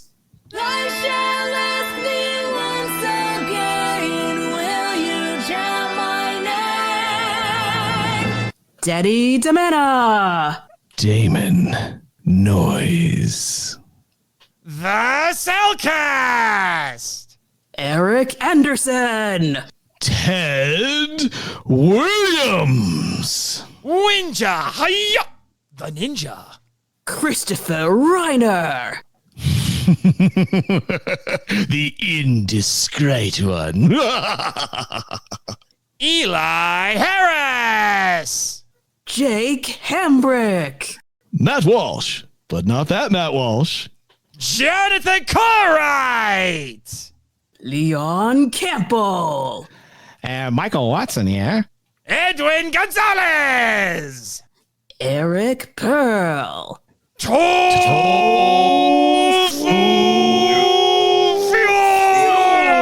Fury! Oh, Jet!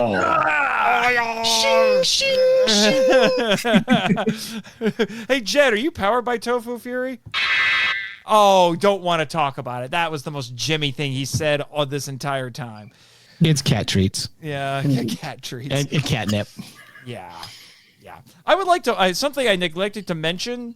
It's interesting that this was the Godzilla movie we got in 1973, which was the same year as The Submersion of Japan, which is one of the seminal movies in the history of Japanese cinema. Wow. I guess we know where all the effort and money went. I see. Godzilla versus Megalon. Of course. Of course. They built a whole undersea kingdom. Come on. Also, Come on, I'm bringing it up because I have done an episode on Submersion of Japan with another noise, an Adam Noise Oh, right. Yes. of AN Production. Supposedly no And- relation.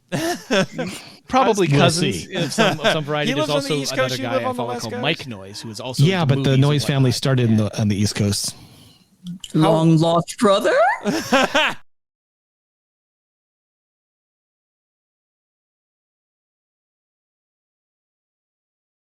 He and I have similar stories about how the family was founded.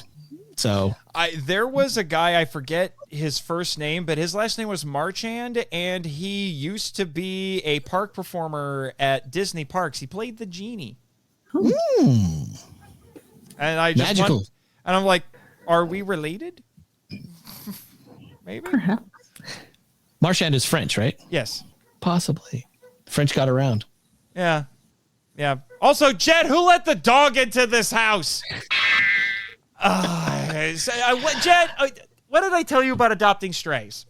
No, Okay. it explains everything. Remember, Jet is a cat-piloted robot. Yeah. Dog knows that. Yeah, that's why the dog is here, right? Is that right? Oh, okay, Jeez, he's been following you around, chasing you. Jeez, man. And they call it puppy love. I don't think he appreciates what you're implying. It doesn't matter.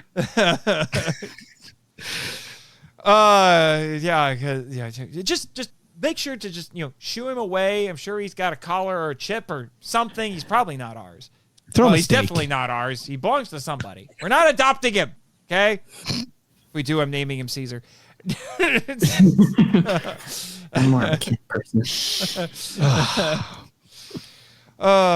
Anyway. It's about that time. Yeah, it's about that. First I gotta thanks for repping the show, but with the shirt, by the way. I appreciate that. And repping Jimmy, I'll be sure to tell him that you wore his shirt. He'll appreciate it. Yeah. I do have to plug the next couple of episodes, though. Awesome. Namely, we're reaching a milestone, people. We're hitting triple digits. OMG. I am so excited for you.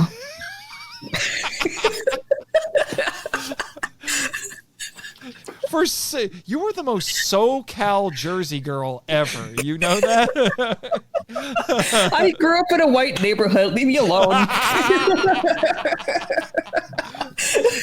Are you sure you're not a pink Power Ranger? I probably am. I would be honored to take that title. I was just gonna say, you remind me of another Kim. Probably where I got it from. Oh my gosh. OMG. You're gonna hit triple digits. Oh my gosh. I love that for you. Yeah, that was sincere, right? It was. Yeah. So anyway, episode 100 is our next one. And I can now tell you, it's going to be a little bit of a different episode. It will be special coverage of Jimmy and Kaguya's wedding and all of the, I'm sure, craziness that's going to come out of it. I'm only losing my best friend. That's all. Not bitter. You think it's funny. Like, you would think I'd be used to it. I've been through this a lot, I wasn't laughing at you, Mr. Marchand. I was laughing in sympathy and empathy. I have been in your position before. Right. Yeah. I understand the heartache of losing a true friend to the warm embrace of a female of the opposite species. Okay, just because she's a Cillian doesn't mean it's like, you know what? You just be glad we're friends, because we generally have a zero tolerance for racism around here, okay? I'm just saying. Take your xenophobia and shove it. It's definitely not xenophobia. I fully appreciate all other species. I just want it understood that your pain is justified in its own way. Thank you. You have my empathy. Yeah, thank you. That's fine. Thankfully, but I'm not worried about Kim. Roy's great, so And, in fact, Roy keyed people into something very important about Gamera 3 that nobody knew about. Thank you, Kim. You're welcome. Because he understands what all the natives are saying at the beginning of the movie. Yeah, they're speaking Tagalog. It's a Filipino language. Nice. And my husband is Filipino, so he recognized the language immediately. Awesome. And then Kim made a little video for us, and we're like, I did. That's what it means. Oh, okay. But anyway, yeah, not bitter at all. I swear. Whatever. Moving on. So then we get to episode 101, which will be a Patreon pick, a first-time Patreon pick from Winja the Ninja. And for all you power trippers out there, it's going to be a bit of a power trip reunion, because Michael Hamilton was requested to be on the episode with Mr. Winja. We will be talking about a handful of episodes of Power Rangers Time Force called Clash for Control, because it features Winja's favorite Zord ever. And I gotta admit, one of my favorites too. It's the Q-Rex, or Quantosaurus Rex. It's a giant robot T-Rex. I mean, what's not to love? He has an awesome theme too. Yeah. Yeah. So I'm looking forward to this. It should be fun. And, Michael, he's semi-retired from podcasting, and sometimes I give him a little bit of grief and be like, yeah, but people love you.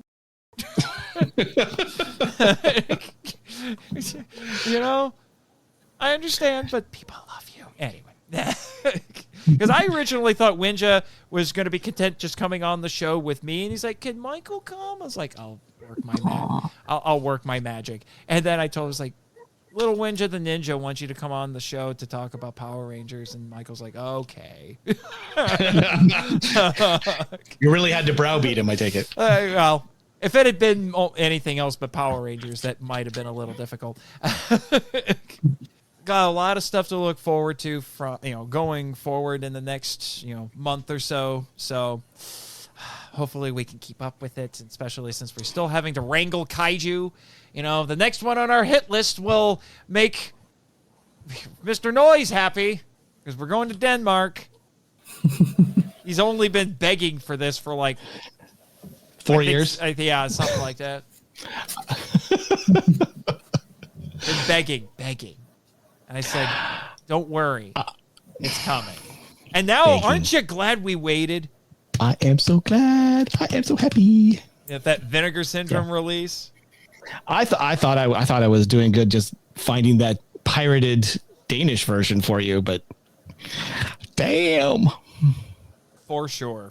So we got all of that coming up. The only downside is now we have to figure out how to get back to the island in a timely fashion and then come back over here. I'm not sure how that's supposed to work. What? You were contacted by Rex Dart? Why? He needs you for a mission? Oh boy. What does this involve? If I understood that correctly, it's saving the world from who? Zootopia? What is it this time? Collapsing the Hollow Earth network. Great. That just sounds wonderful. Probably shouldn't have said that on the air. I'm sure some government agency is going to yell at me about this. Okay, I guess we better wrap up because he's got stuff to do. But first, we got to do shameless self-promotion because that is meme-tastic around here. So, Kim, what do you got? Yes. On YouTube, I am known as Kaiju Kim. I create wholesome and delightfully stupid content related to Godzilla and his fellow kaiju. Every once in a while, I do live streams. Every once in a while, I put out videos and stuff, and sometimes they're entertaining. So check me out, I guess, if you want. I feel like the description of your content describes this movie. It does. It's very accurate to this movie. Mr. Noyes. I am Damon Noyes, also known on here as the Puppet Postman, because I have this inordinate love of talking about puppets in movies. You're a puppeteer, too. I'm also an amateur puppeteer, a voice actor, and stage and screen actor. But I got nothing today. I have a couple of projects that I'm not allowed to talk about until they drop, and I think the first one drops in October. I'm not sure. They have to it's an anthology series, so he has to get a bunch of them together. But I am portraying Helmut Zemo on the Avengers podcast. Avengers, the audio drama from Scyther.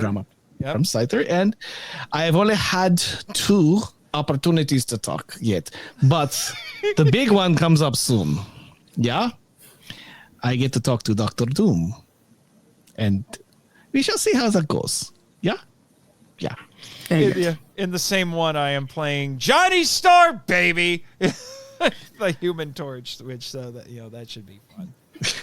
Yeah, the guy who runs that, Mitch McFarland, he's a fun dude. We've recorded with him live a couple of times because he gets our audio and he's like, "You guys are so fun. I want to record with you." You don't really, Mitch. You don't. Because we keep going on tangents about comic books and he just thinks it's so funny. He needs like 30 seconds of lines and the audio's 30 minutes long. 30 minutes is being generous. Yeah, but About 2 hours worth of time. Yeah, sometimes. Yeah, but so anyway, there's some fun stuff coming up with that, and I'll mention for Scyther, I'm part of their troupe of actors over there. I notoriously played my former roommate Rito on Power Rangers the audio drama. He may have crashed one of Kim's streams once. Mm-hmm. Going grocery shopping with Edwin. The crossover you never knew you wanted. And then I play, of all people, Deadpool on X-Men the audio drama. Never in my life would I have thought I would be asked to play Deadpool. And I did. So, go and give those a listen. For all of you Rado heads out there, you'll be pleased to know, well, spoiler warning, he's not quite dead yet. I may have saved his life again. He reminds me of that occasionally. Anyway, also listen to the credits if you want to get any contact information about MIFV, especially if you would like to join MIFV Max on Patreon and get shout-outs like we did for everybody just a short time ago for as little as $3 a month. You get all kinds of cool bonus content like blooper audio, bonus audio, behind-the-scenes stuff, research notes, all that fun stuff. Talk to Damon. He knows all about it. Also, check out my other new podcast, Henshin Power V3 or HP V3, which picks up where the Power Trip and Henshin Men left off. Co-host that with Jake Hambrick and Christopher Reiner, who are also patrons. Also, check out my author website, nathanjsmarchin.com, where you can check out things like my Kaiju novella Destroyer or Giant Bug Cinema, where I contributed an essay talking about Monster from Green Hell because no one else wanted it. So sorry. And I came into the project late, so all the Godzilla movies got taken. Giant wasps in Africa. Giant wasps don't fly. Yeah. Not the worst thing I've seen, but not my first choice, for sure. Also, I'm a contributing writer to the peak Kaiju website on the internet, Kaiju United. Go check that out. A lot of cool people who run that now. I had Jacob Lingo on not too long ago for The Lake, and Elijah just got promoted to their, what do they call him? They gave him a highfalutin title. He's like Chief of Innovation or something like that, or Chief Innovation Officer or something like that. I have no idea what that even means, but it's Chief Gatekeeper. But I don't know, but it sounds good on a resume. So, so there you go. So definitely go give that a read. But anyway, Jet's got to go help Rex Dart Eskimo Spy save the world from Seatopia again. So, you know what, Jet? Cue the credits.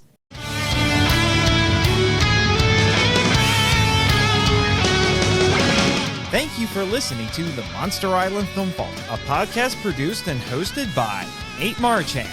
Our executive producer is Damon Noyes. If you want to be heard on the show, we'd love to hear from you, so email us at monsterislandfilmvault@gmail.com. Follow us on Facebook, Instagram, Twitter, YouTube, and TikTok. You can also follow Jimmy from NASA on Twitter and our many colorful characters using the links in the show notes, which are on our website, monsterislandfilmvault.com. Don't forget to join our official Facebook group and Discord server, The Markalite Lounge. Our podcast logo was designed by Rebecca Hudgens. Follow her on Twitter and Instagram at super_R_illustrations. Sound effects sourced from freesound.org and created by JP Gant. Our theme song is Wanderer on the Offensive, live edit by B33J, Sarax, Juan Ladrano, and Nonsensical Lexus, which is a remix of Counterattack and The Opened Way by Kowatani from Shadow of the Colossus. Additional music includes Every Country Has a Monster, performed by Jonah Ray, and Chant My Name, a cover by Second Archive of the song by Masaki Endo. All film and audio clips belong to their respective copyright holders, and no infringement is intended or implied. Please rate and review us on Apple Podcasts, Spotify, and/or Podchaser to spread the word about the show. You can even support us by joining MIFV Max on Patreon. MIFV is a Moonlighting Ninjas media production and a proud member of Pod Nation. Sayonara!